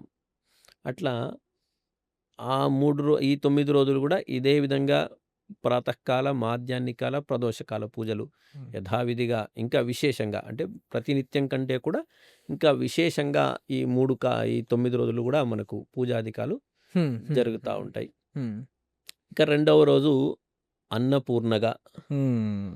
మూడవ రోజు వైష్ణవిగా, నాలుగవ రోజు బాలా త్రిపుర సుందరిగా, గాయత్రిగా, లక్ష్మిగా, సరస్వతిగా, మహిషాసుర మర్దినిగా, కనకదుర్గగా ఇట్లా 9 రోజులు 9 రకాలైనటువంటి అలంకరణలను అమ్మవారికి చేసి, ఆయా దేవతలకు సంబంధించినటువంటి పూజలు అంటే ఈరోజు కనకదుర్గను అలంకరించుకున్నాం. కనకదుర్గకు సంబంధించినటువంటి పూజలు ఏవైతే ఉన్నాయో అవి అంటే ప్రతి అలంకారానికి విడిగా ఉంటుంది పూజ. ఏదో ప్రతినిత్యం వాసవి అమ్మవారికి చేసేటట్టుగా పూజ చేయడానికి కుదరదు. హ్మ్. అవునవును. ఏ కరెక్ట్. దేవతనైతే మనం ఆవాహన చేసుకుంటామో హ్మ్. వైష్ణవిని చేస్తాం. వైష్ణవికి సంబంధించినటువంటి ఒక పూజా విధానం ఉంటుంది. అంటే ఇప్పుడు ఇది నేను ఆ దేవత రోజు నేను ఈ సెపరేట్ బిట్‌లాగా ఏస్తా అనుకోండి. నాకు ప్రతిరోజు చెప్పండి. ఉమాదేవి రోజు మీరెలా జేస్తారో? ఏ అలంకారం జేస్తారో? దాని బ్యాక్ స్టోరీ ఏంటి? సో, అట్లా గాయత్రీదేవి, లక్ష్మీదేవి, సరస్వతీదేవి ఇట్లా. మీరు బ్యాక్ స్టోరీ చెప్తుర్రండి? అంటే పర్లేదు, మీరు టైం తీసుకొనైనా పర్లేదు, షార్ట్‌గా అయినా పర్లేదు చెప్పండి ఓకే. ఒకసారి. అదే మొదటి రోజు ఉమాదేవి. స్వర్ణ కవచాలంకృత ఉమాదేవి. ఉమాదేవి గారు. హ్మ్. అంటే ఇంతకంటే ముందు మనం ఉమాదేవిగానే అమ్మవారిని అలంకారం చేసేవాళ్ళం. హ్మ్. హ్మ్. ఉమాదేవి అంటే అపర్ణ హ్మ్. అనేటువంటి పేరు. అంటే పరమశివుడి గురించి ఆకులు, అలములే తింటూ హ్మ్. ఘోరమైనటువంటి తపస్సును ఆచరించినటువంటిది అని పేరు. హ్మ్. కాబట్టి ఒక హిమాలయాల్లో అమ్మవారు ఉన్నట్టు, హ్మ్. ఆ హిమాలయాల్లో అమ్మవారిని ఆరాధిస్తున్నట్టు చక్కగా కొండలు అవన్నీ పెట్టేసి హ్మ్. హ్మ్. అమ్మవారిని హ్మ్. ఉమాదేవిగా అక్కడ ఆ రోజు పూజ చేస్తాం.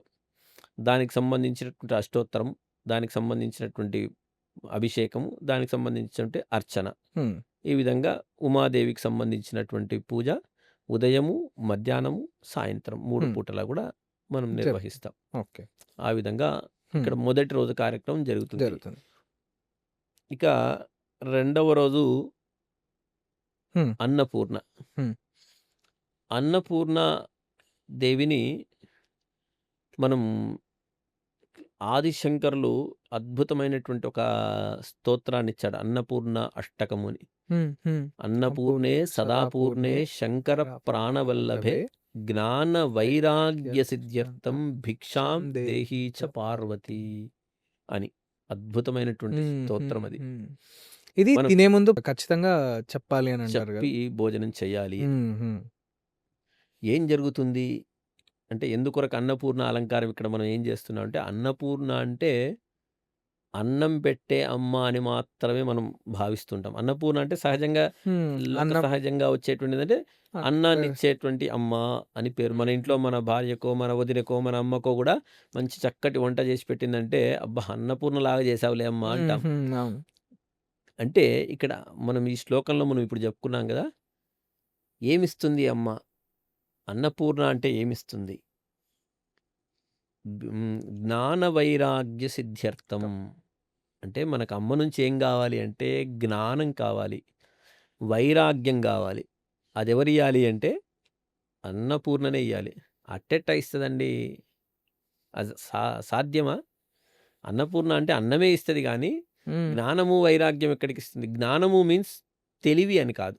ఓకే. బుద్ధి వేరే, జ్ఞానం వేరే. అందుకే బుద్ధి లేదు, జ్ఞానం లేదు అంటూ ఉంటాం మనం. మనం 2 అది సెపరేట్‌గానే స అంటారు. స అవును. తిట్టడంలో గూడా బుద్ధి లేదు, జ్ఞానం లేదు వీడికంటాం. మరి 2 ఒకటే అయినప్పుడు 2 ఏదన్నా ఒకదాన్నే వాడొచ్చు గదా మనం. హ్మ్. హ్మ్. హ్మ్. బుద్ధి వేరే, జ్ఞానం వేరే. అంటే ఒక సహజంగా చెప్పుకోవాలంటే హ్మ్. 10వ తరగతి చదువుతున్నామనుకోండి. వాడు 30 మార్కులో, 40 మార్కులో పాస్ అయ్యాడనుకో వాడికి బుద్ధి ఉన్నట్టు. 95 మార్కులో 99 మార్కులు వచ్చాయనుకోండి జ్ఞానం ఉన్నట్టు. అంటే ఓకే. జ్ఞానం మీన్స్ స్కిల్‌నెస్. హ్మ్. ఒక రకమైనటువంటి నైపుణ్యం కావాలి. ఓకే. వృత్తిలో గాని, వ్యాపారంలో గాని, చదువులో గాని ఒక నైపుణ్యం ఉంటేనే అది రాణింపొస్తుంది. హ్మ్. ఆ హ్మ్. జ్ఞానాన్నిచ్చేది ఎవరు అంటే అన్నపూర్ణ. పూర్ణాదేవి. ఇంకా శాస్త్రం ఏం చెప్పుందంటే నేను చెప్పిన ఈ జ్ఞానం జ్ఞానం కాదంటుంది. జ్ఞానం ఏంటి అంటే ఆధ్యాత్మిక జ్ఞానం మాత్రమే జ్ఞానము. ఆ జ్ఞానం ఏం చేస్తుంది అంటే వైరాగ్యాన్నిస్తుంది. హ్మ్. వైరాగ్యం మీన్స్ ఈ సంసారం మీద ఎక్కువగా ప్రేమ లేకుండా, ఈ జీవితం ఎందుకొరకొచ్చిందో, ఆ జీవిత పరమార్థాన్ని తెలుసుకునేటువంటి ప్రయత్నం ఇచ్చేటువంటిదే వైరాగ్యం. వైరాగ్యం అంటే మనం అన్నీ వదిలేసుకోవాలంటే వైరాగ్యం కాదు. సహజంగా మన వాడుక భాషలో వైరాగ్యం వచ్చిందా అంటే అన్నీ వదిలేసిండు అని అంటాం. హ్మ్. సన్యాసులనో, వాళ్ళనో, యతీశ్వరులనో వైరాగ్యులు అని అంటారు. కాదు. సంసారంలో ఎట్లా ఉండాలి అంటే తామరాకు మీద నీటి బిందువులాగా ఉండాలి అంటారు. మీరు తామరాకుల్లో నీళ్ళు వేసి చూడండి. హ్మ్. హ్మ్. హ్మ్. తామరాకు మంచి కంటవది. అవునవును. నీళ్ళు అంటదు. అవునవును. నీళ్ళు తీసేసినా కూడా నీళ్ళు అంటదు. అవునవును. బట్ నీళ్ళు కనిపిస్తాయి. హ్మ్. హ్మ్. హ్మ్. అట్లా అంటే మనం సంసారంలో ఉండాలి. కానీ సంసారమై ఉండకూడదు. హ్మ్. సంసారంలో ఉండాలి. కానీ మొత్తం అదేగా బతకకూడదు. ఈ జీవితం ఎందుకొరకొచ్చింది? దాని నేపథ్యం ఏమిటి?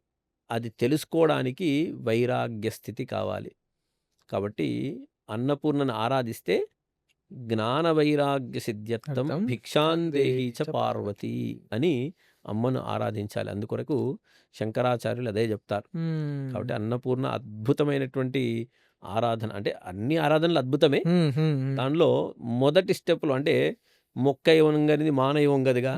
మొదటి నుంచే మనం ఆ జ్ఞానము, ఆ వైరాగ్య స్థితి వాడికి కల్పిస్తూ ఉంటే వాడు ముందు ముందు ఆ విధంగా ఉంటాడు. కాబట్టి అన్నపూర్ణ అలంకారంలో గొప్పతనం, అన్నపూర్ణ ఆరాధనలో ఆ గొప్పతనం అట్లాంటిది.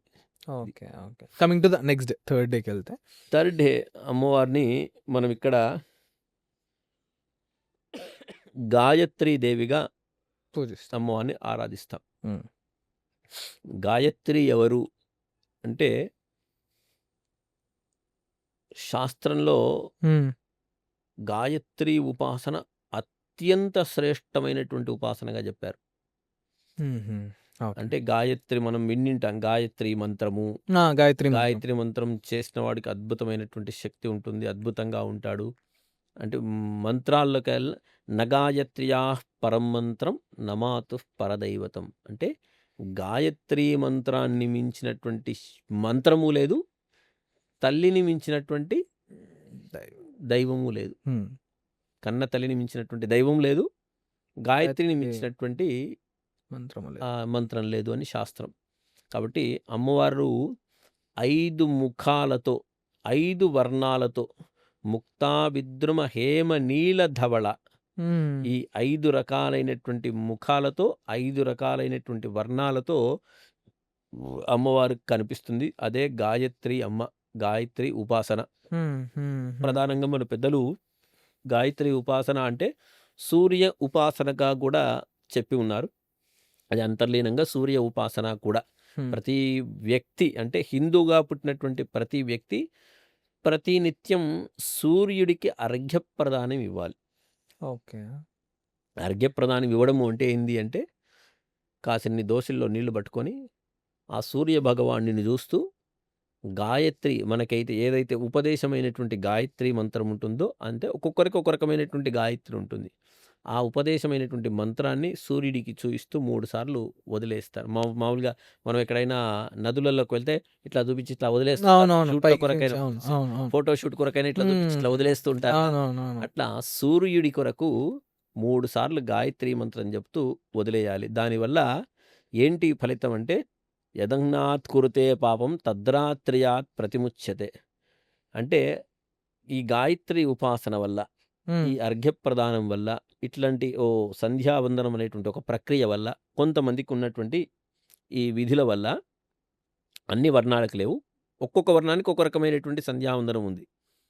ఆ వర్ణాల వల్ల ఏం జరుగుతుందంటే ఈరోజు రాత్రి చేసేటటువంటి పాపం ఏదైతే ఉందో పొద్దునటికి ఉండదు.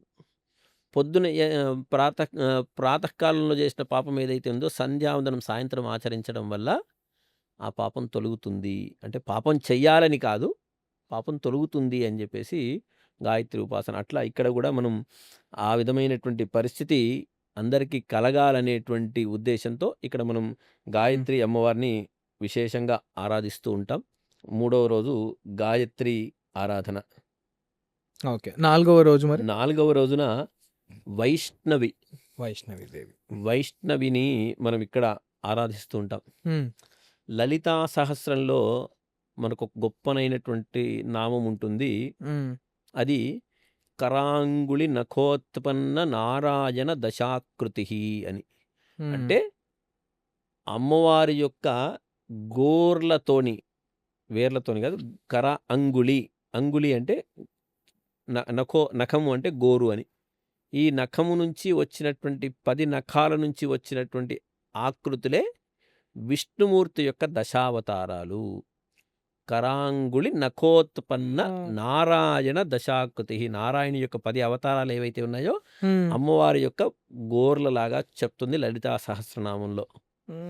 కాబట్టి అమ్మవారి నుంచి వచ్చింది కాబట్టి ఇక్కడ మనం ప్రసీద వైష్ణవీ రూపే అంటే వైష్ణవీ రూపంలో అమ్మవారిని చక్కగా శంఖము, చక్రము, గద, వనమాల ఇవన్నీ కూడా ఏర్పాటు చేసి అద్భుతమైన విష్ణు రూపంలో అమ్మవారిని ఇక్కడ మనం ఆరాధన చేస్తాం. అదే వైష్ణవీ తత్వం.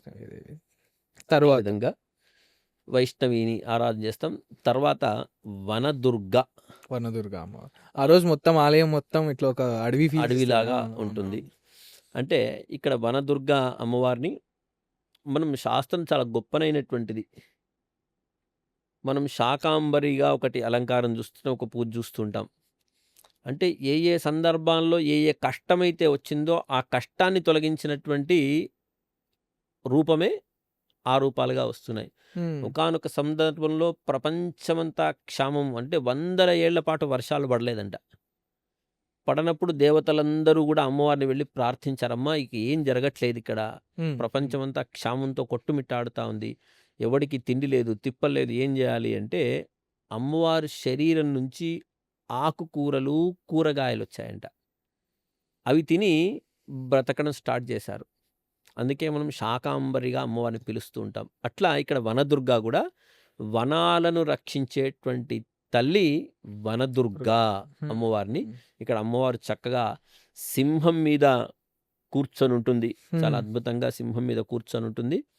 ఒక చేతిలో ఆయుధము హ్మ్. అంటే హ్మ్. బాణము, ధనుస్సు, ఆహ్, చ కత్తి, డాలు ఇట్లా అనేక రకాలైనటువంటి ఆయుధాలను పట్టుకొని సింహారూఢై సింహం మీద ఆసనం వేసుకొని చక్కగా వనదుర్గగా వనాలను రక్షించే తల్లి. అంటే మనం స్టార్టింగ్‌లో చెప్పుకున్నాం.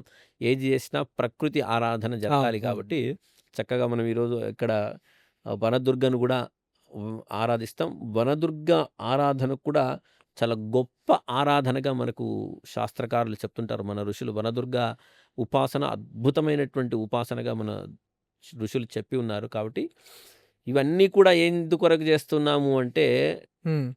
భక్తులందరికీ కూడా ఆ యొక్క దేవతల యొక్క అనుగ్రహం కలగాలి.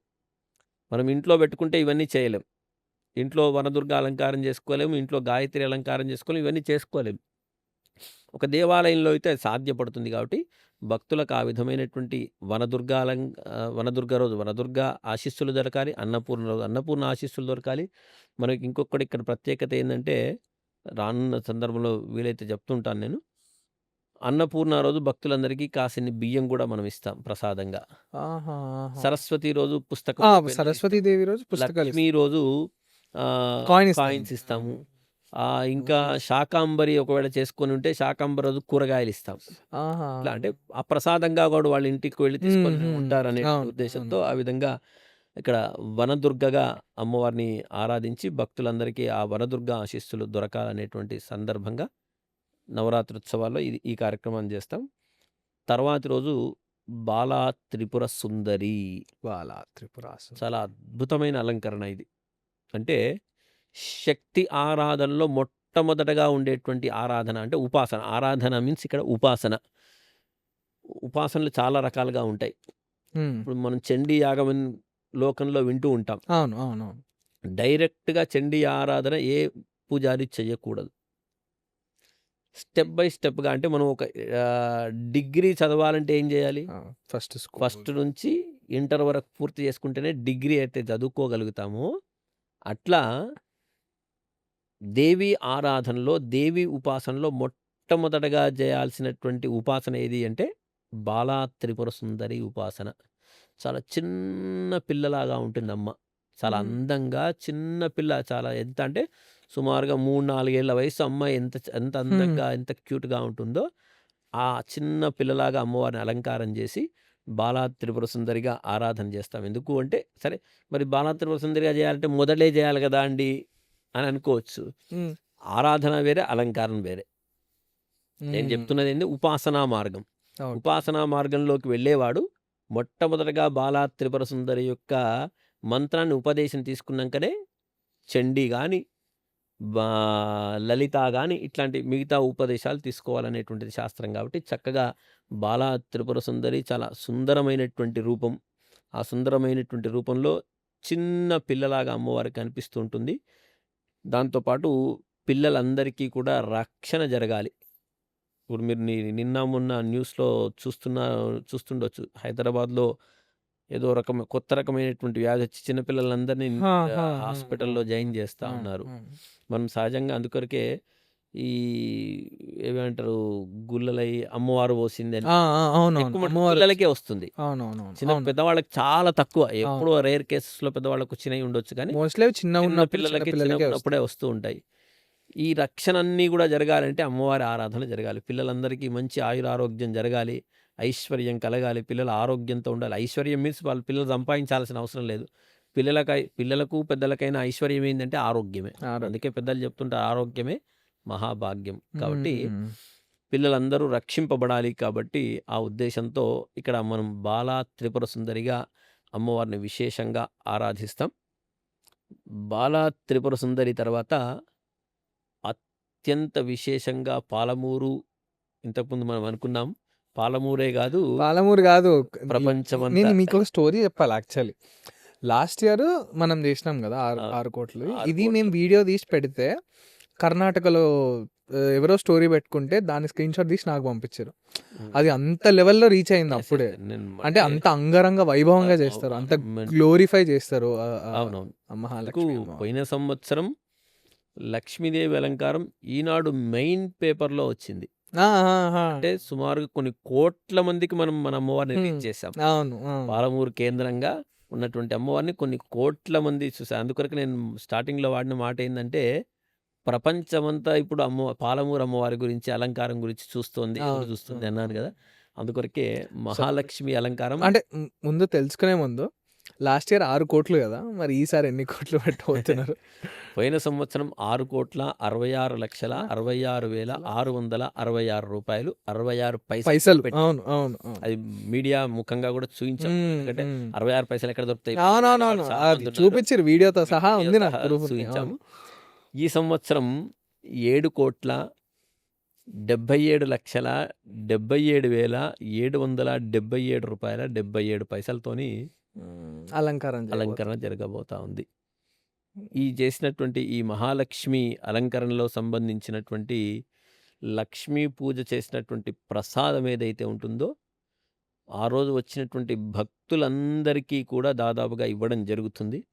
దాంతోపాటుగా దసరా పండగ రోజు కూడా అవకాశం ఉంటే ఆ రోజు కొంతమంది దసరా రోజు వస్తుంటారు, కొంతమంది రాలేకపోతుంటారు. కాబట్టి దసరా వరకు కూడా వీలైనంతగా ఆ లక్ష్మీ కాయిన్స్ ఏవైతే పూజ చేస్తాం, సాయంత్రం పూట పూజ చేసి విశేషంగా లక్ష్మీ పూజ చేస్తాం మనం. ఆ చేసినటువంటి లక్ష్మీ పూజకు సంబంధించినటువంటి కాయిన్స్ భక్తులందరికీ ప్రసాదంగా ఇస్తాం. ఈ లక్ష్మీ అలంకరణలో ప్రత్యేకత, ప్రధాన కర్తవ్యం ఏంటి అంటే ధనమూలం ఇదం జగత్. ధనం లేకపోతే జగత్తు లేదు అంటుంది. నిజం, కావాలి, అవసరం ఉన్నంత కావాలి, అవసరం లేనంత అవసరం లేదేమో కానీ అవసరం ఉన్నంత మనిషికి కావాల్సినటువంటి మినిమం వ్యవస్థలు నడవడానికైతే డబ్బులు కావాల్సిందే.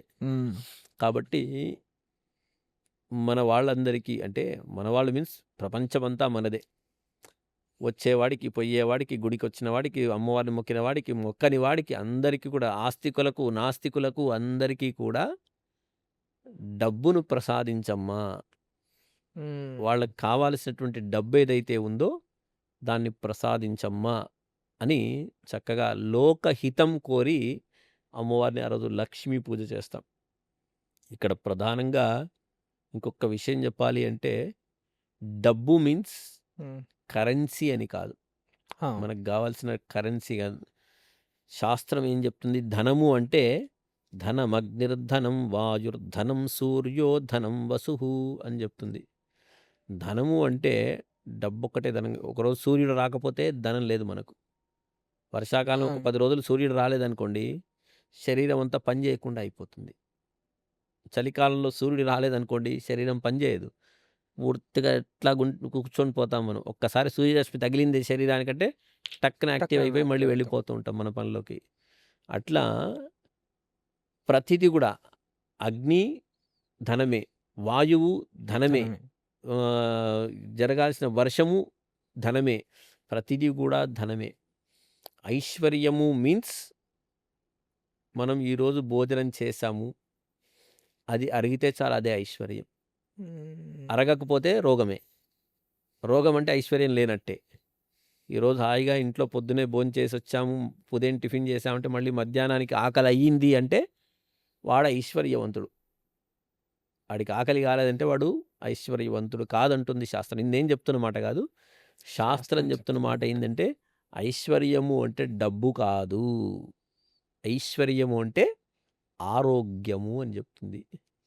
వాస్తవానికి ధర్మంలో ఏం చెప్పారంటే, ధనాన్ని ఇచ్చేవాడెవరయ్యా అంటే ఈశ్వరుడు. పరమశివుడు ధనాన్నిస్తాడు. ఐశ్వర్యం ఈశ్వరాదిచ్చేత్ అంటుంది శాస్త్రం. ఐశ్వర్యం ఎవడిస్తాడంటే పరమశివుడిస్తాడు. లక్ష్మి ఏం చేస్తుంది మరి? ఎప్పటికి డబ్బులు పెట్టుకొని ఇట్లా కనిపిస్తా ఉంటుంది కదా! మనం చూసిన ప్రతి ఒక్క ఫోటోలో కూడా డబ్బులే మంచి కనిపిస్తాయి. గోల్డ్ ఆ! బాగా ఇట్లా ఉండి కదా! ఉంటాయి కదా. అదే అంతే మహాలక్ష్మి అని పేరు కూడా ఉంది కాబట్టి అందరు లక్ష్మీదేవి లక్ష్మి ఇస్తున్నారు అనుకుంటాం అనుకుంటారు. కానీ ఓకే. లక్ష్మి అంటే ఇక్కడ ఐశ్వర్యము అని. ఐశ్వర్యం అంటే నేను ఇంతకుముందు చెప్పుకున్నట్టుగా తిన్నది అరిగితే చాలు అది ఐశ్వర్యం. ఆరోగ్యంగా ఉంటే చాలు ఐశ్వర్యం. చక్కగా నీతో ఒక 10 మంది ప్రేమగా మాట్లాడితే అది ఐశ్వర్యం. నీకేదైనా రోగం వచ్చింది, ఇంట్లో పడిపోయినావనుకో, దిగులుతో చచ్చిపోతాం. గొప్ప మాట ఉంది ఇక్కడ. చితి దహతి నిర్జీవం, చింతా దహతి సజీవం. చితి అంటే చనిపోయినప్పుడు ఏర్పాటు చేస్తారు కదా, కట్టెలు అవును, పెట్టి ఏర్పాటు అవును. చేస్తారు. అదేం చేస్తుంది? కాల్చేస్తుంది. చచ్చిపోయిన వాడిని అవును, కాల్చేస్తుంది. చచ్చిపోయిన అని కాల్చేస్తుంది. చింతా దహతి సజీవం. చింత ఏం చేస్తుందంటే బతికున్న వాడిని కాల్చేస్తుంది. మనం అందుకొరకే డాక్టర్ దగ్గరికి వెళితే ఏం టెన్షన్స్ పెట్టుకోకండి, టెన్షన్స్ పెట్టుకుంటే రోగాలు వస్తాయని వాళ్ళు కూడా అదే చెప్తారు. షుగర్ వచ్చింది సార్, షుగర్ ఉందా సార్, అదే ఉంది ఇది ఉంది. ఫస్ట్ వాళ్ళు అనే మాట టెన్షన్స్ ఉన్నాయా అని అంటాడు. ఏ డాక్టర్ దగ్గరికి పోయినా ఫస్ట్ టెన్షన్స్ అడిగే ఉన్నాయా అదే అడుగుతారు. మనిషికి టెన్షన్ లేకుండా ఎవడు లేడు. అందుకే శాస్త్రం అదే చెప్తుంది. చింత చేస్తే బతికున్నవాడిని చంపేస్తుందంట అది. అది లేకుండా ఉండాలంటే లక్ష్మి అనుగ్రహం కావాలి. లక్ష్మి అనుగ్రహం ఉంటే ఓకే. గొప్పనైనటువంటి స్థితి మనకు ఉంటుంది. కాబట్టి లక్ష్మిని ఆ విధంగా ఆరాధించాలి మనం. డబ్బు కోణంలో ఆరాధించకూడదు. లక్ష్మిని ఏ విధంగా ఆరాధించాలి అంటే గొప్పనైనటువంటి ఆరోగ్య స్థితిని కల్పిస్తూ, ఇంతకుముందు మనం చెప్పుకున్నటువంటి అన్ని కోణాల్లో, అన్ని ఎలిమెంట్స్‌లో ఒక 10 మంది వచ్చి హాయిగా నాతో మాట్లాడిపోవాలి. 10 మంది వచ్చి నాతో ప్రేమగా ఉండిపోవాలి. ఇవి ఉంటేనే జీవితం బాగుంటుంది. కాబట్టి ఇటువంటివైనటువంటి స్థితి అమ్మ మనకు కల్పించాలని లక్ష్మీదేవిని ఆరాధించాలి. ఓకే. ఇది అద్భుతమైనటువంటి లక్ష్మీ దేవి వెనుకున్న లక్ష్మీదేవి స్టోరీ, స్టోరీ. అవతారం వెనుకున్న స్టోరీ.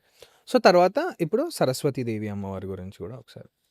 సరస్వతి జ్ఞానప్రదాయిని, విద్యాప్రదాయినిగా మనం కొలుస్తూ ఉంటాం. అమ్మవారు విద్యాబుద్ధులు రావాలి అంటే సరస్వతి యొక్క అనుగ్రహం చాలా విశేషమైనటువంటిదిగా మన ఋషులు పెద్దలు చెప్తూ ఉంటారు. అందుకే ఆ రోజున్నే అక్షర స్వీకారం అంటే మొట్టమొదటిగా చదువు ప్రారంభించేటువంటి వాడు అక్కడి నుంచే సరస్వతి రోజు పూజ, మూలా నక్షత్రం ఉంటుంది ఆ రోజు. మీరు ఇక్కడ ఒకటి బాగా గమనిస్తే ప్రపంచమంతా కూడా మీరు ఏ దేవాలయానికి వెళ్ళినా ఈరోజే సరస్వతి పూజ ఉంటుంది. మనం ఏ రోజు చేస్తుంటాము? మిగతా అలంకారాల్లో నేను లక్ష్మి చేసిన రోజు అవతల వాడు లక్ష్మి చేయొచ్చు, చేయకపోవచ్చు. ఉమాదేవి చేసిన రోజు అవతల వాడు చేస్తుండొచ్చు, చేయకపోవచ్చు. వాళ్ళ ఇష్టం. ఆయా ఉండేటువంటి ఆరాధనలు బట్టి చేస్తారు. కానీ సరస్వతి మాత్రం అదే రోజు ప్రపంచమంతా ఒకటే రోజు సరస్వతి పూజ చేస్తుంది. అదే మూలా నక్షత్రం. ఆ రోజు నుంచే సరస్వతి పూజా కార్యక్రమాలు ప్రారంభమవుతాయి. ప్రధానంగా విద్యాబుద్ధులనిచ్చేటువంటి తల్లి సరస్వతి. కాబట్టి అందరికీ ఆ సిద్ధి కలగాలి. విద్యాబుద్ధి అంటే మీరు మాట్లాడుతున్నారు. ఈ మాట్లాడడం కూడా విద్యనే. ఇంట్లో మీ అమ్మగారు వంట చేస్తుంది, అది కూడా విద్యనే. నేను మంత్రం చదువుతాను, అది కూడా విద్యనే. రేపు పొద్దున ఇంకో 4 మంత్రాలు కొత్తవి నేర్చుకోవాలి అంటే అమ్మ యొక్క అనుగ్రహం ఉంటేనే నేర్చుకోగలుగుతాం. కాబట్టి ఏ ఏ వృత్తుల వాళ్ళు ఆయా వృత్తుల్లో రాణించాలంటే సరస్వతి యొక్క అనుగ్రహం కావాలి. కాబట్టి ఆ సరస్వతి అలంకరణ ఆ రోజు మనం చేసుకుంటాం. దానిలో చివర్లో ఇక్కడ దుర్గాష్టమి, సరస్వతి రోజు తర్వాత దుర్గాష్టమిగా మనం చెప్పుకుంటాం. మహిషాసుర మర్దిని అలంకారంగా, మహాకాళి అలంకారంగా చాలామంది చేస్తూ ఉంటారు.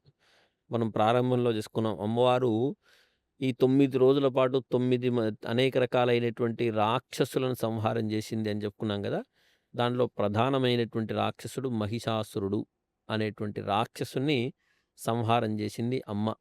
కాబట్టి అది ఏ రోజు జరిగిందంటే దుర్గాష్టమి రోజని జరిగిందని ఋషుల ప్రకారం తెలుస్తూ ఉంది. కాబట్టి ఆ రోజున మహిషాసుర మర్దినిగా, మహాకాళిగా అంటే అమ్మవారు పెద్దగా నాలిక పెట్టుకొని కనిపిస్తుంది. అక్కడ గొప్పనైనటువంటి వృత్తాంతం మనకు మార్కండేయ మహాపురాణంలో చండీ సప్తశతిలో చెప్తూ ఉంటారు. హ్మ్. రక్తబీజుడు అనేటువంటి రాక్షసుడు ఉంటాడు. వాడికున్న గొప్ప వరం ఏందంటే, వాడిని సంహారం చేయడానికి వస్తే, వాడిని చంపడానికి వస్తే, ఎన్ని రక్త బిందువులైతే భూమి మీద పడతాయో అంతమంది రాక్షసులు మళ్ళీ పుడతారు అనేటువంటి ఓకే. గొప్ప వరం ఉంది వాడికి. హుహు. దేవతలందరూ ప్రయత్నం చేశారు. వీడిని చంపడానికి కష్టమైన పని. కాబట్టి అమ్మవారి దగ్గరికి వెళ్లి ప్రార్థన చేస్తారు. అమ్మా ఈడిని నీవే ఏమైనా చేయడానికి అవకాశం ఉంది అంటే, ప్రపంచమంతా తన నాలికని చాపి, ఆ నాలుక మీద రక్తబీజుని పెట్టి ఇంక భూమి మీద పడడానికి అవకాశం లేదు కదా రక్తం. కాబట్టి ఆ నాలుక మీద ఆ రాక్షసుని పెట్టేసి సంహారం చేసింది. అందుకే రక్తబీజుడి వధ ఆ రోజే జరిగిందిగా పురాణాలు చెప్తూ ఉంటాయి. ఇట్లా అందుకే ఆ నాలుక పెట్టడంలో ప్రధానమైనటువంటి కారణం పెద్ద నాలుకను కనిపిస్తూ ఉంటుంది మహిషాసుర మర్దినికి, మహాకాళికి. ఆ విధంగా హ్మ్. మహిషాసుర మర్దినిగా అమ్మవారిని పూజించడం జరుగుతుంది. పూజించడం జరుగుతుంది.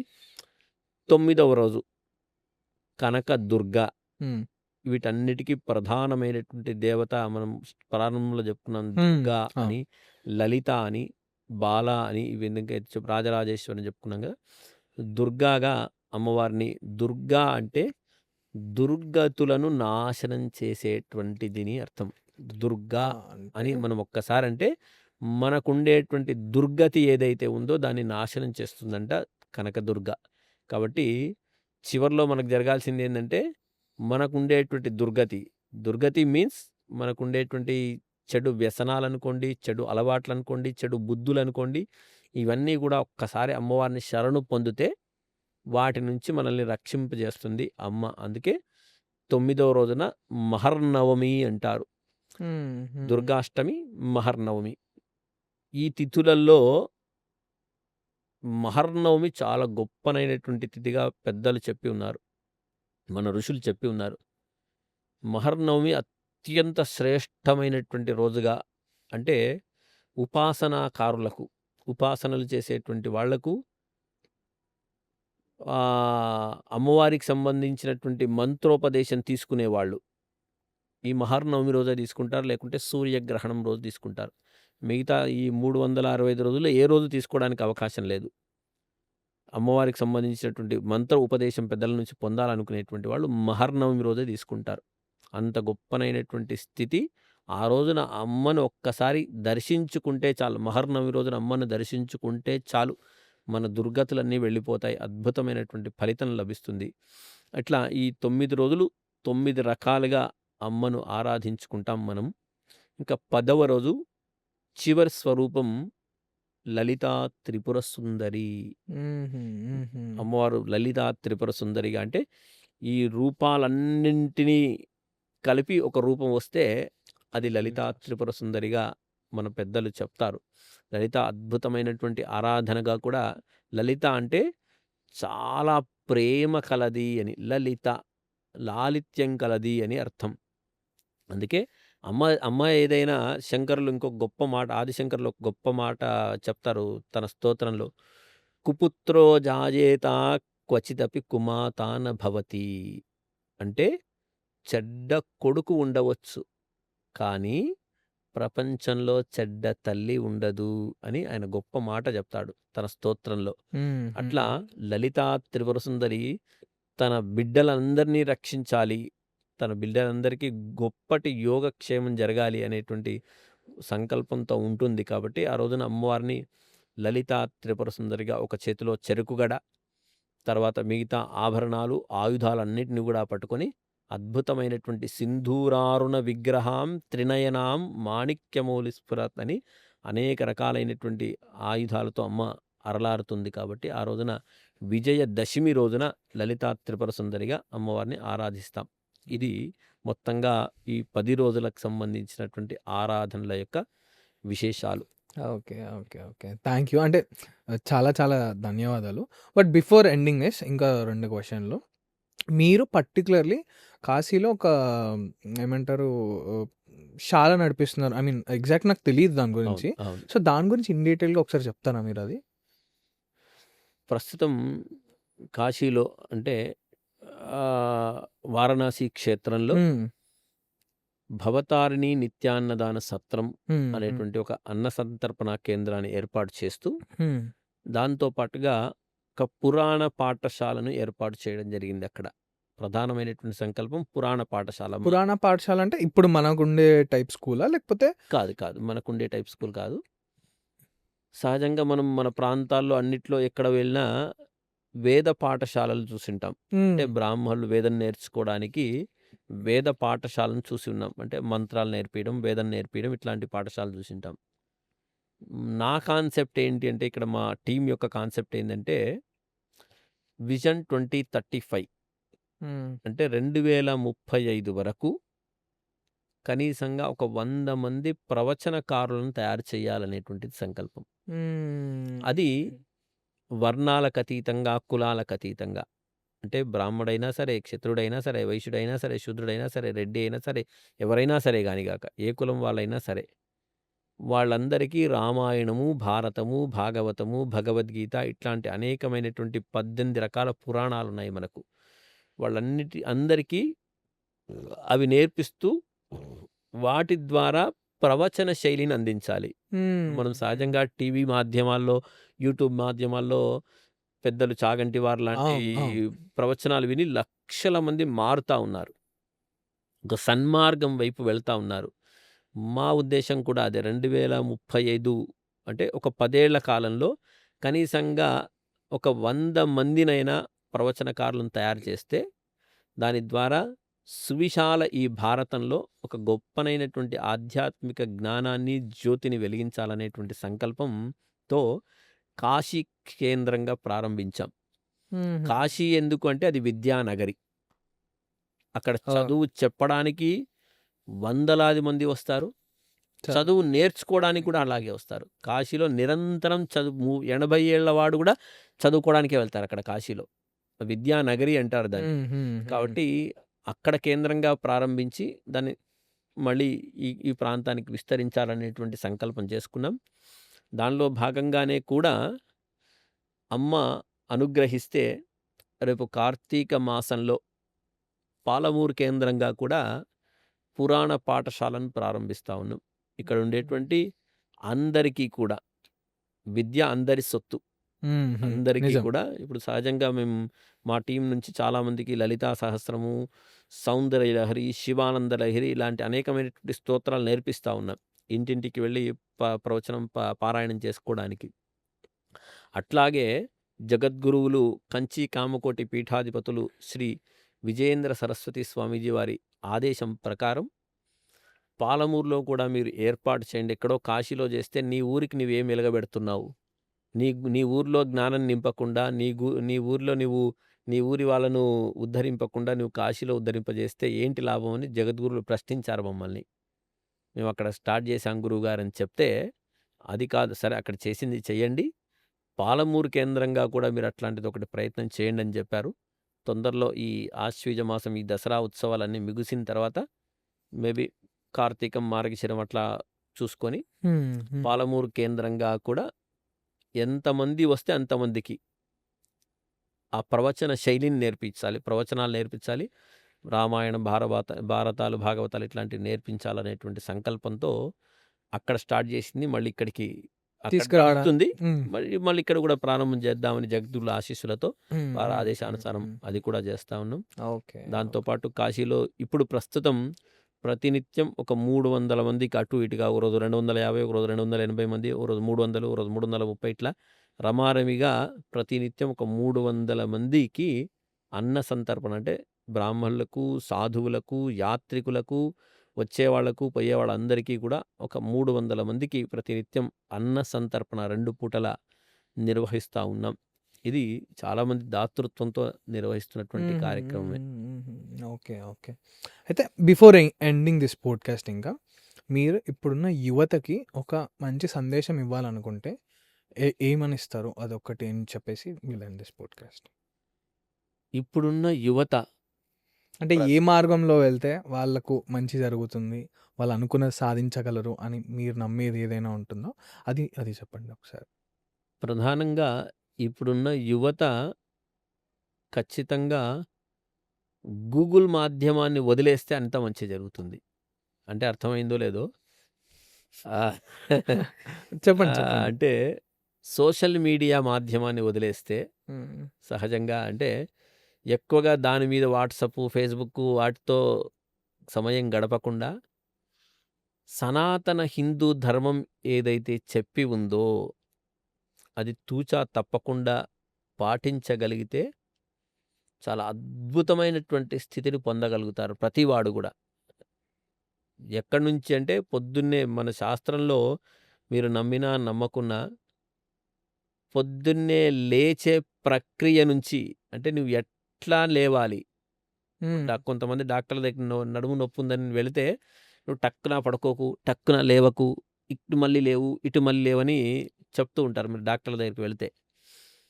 అట్లా లేచే ప్రక్రియ నుంచి రాత్రి పడుకునే ప్రక్రియ వరకు ప్రతి క్షణం చెప్పింది. ఎట్లా లేవాలి? పరుపులో నుంచి దిగేటప్పుడు కాళ్ళు ఎట్లా కిందికి పెట్టుకోవాలి? స్నానం ఎట్లా చేయాలి? దంతధావనం పళ్ళెట్లా తోముకోవాలి? స్నానం ఎట్లా చేయాలి? మలమూత్ర విసర్జన ఎట్లా చేయాలి?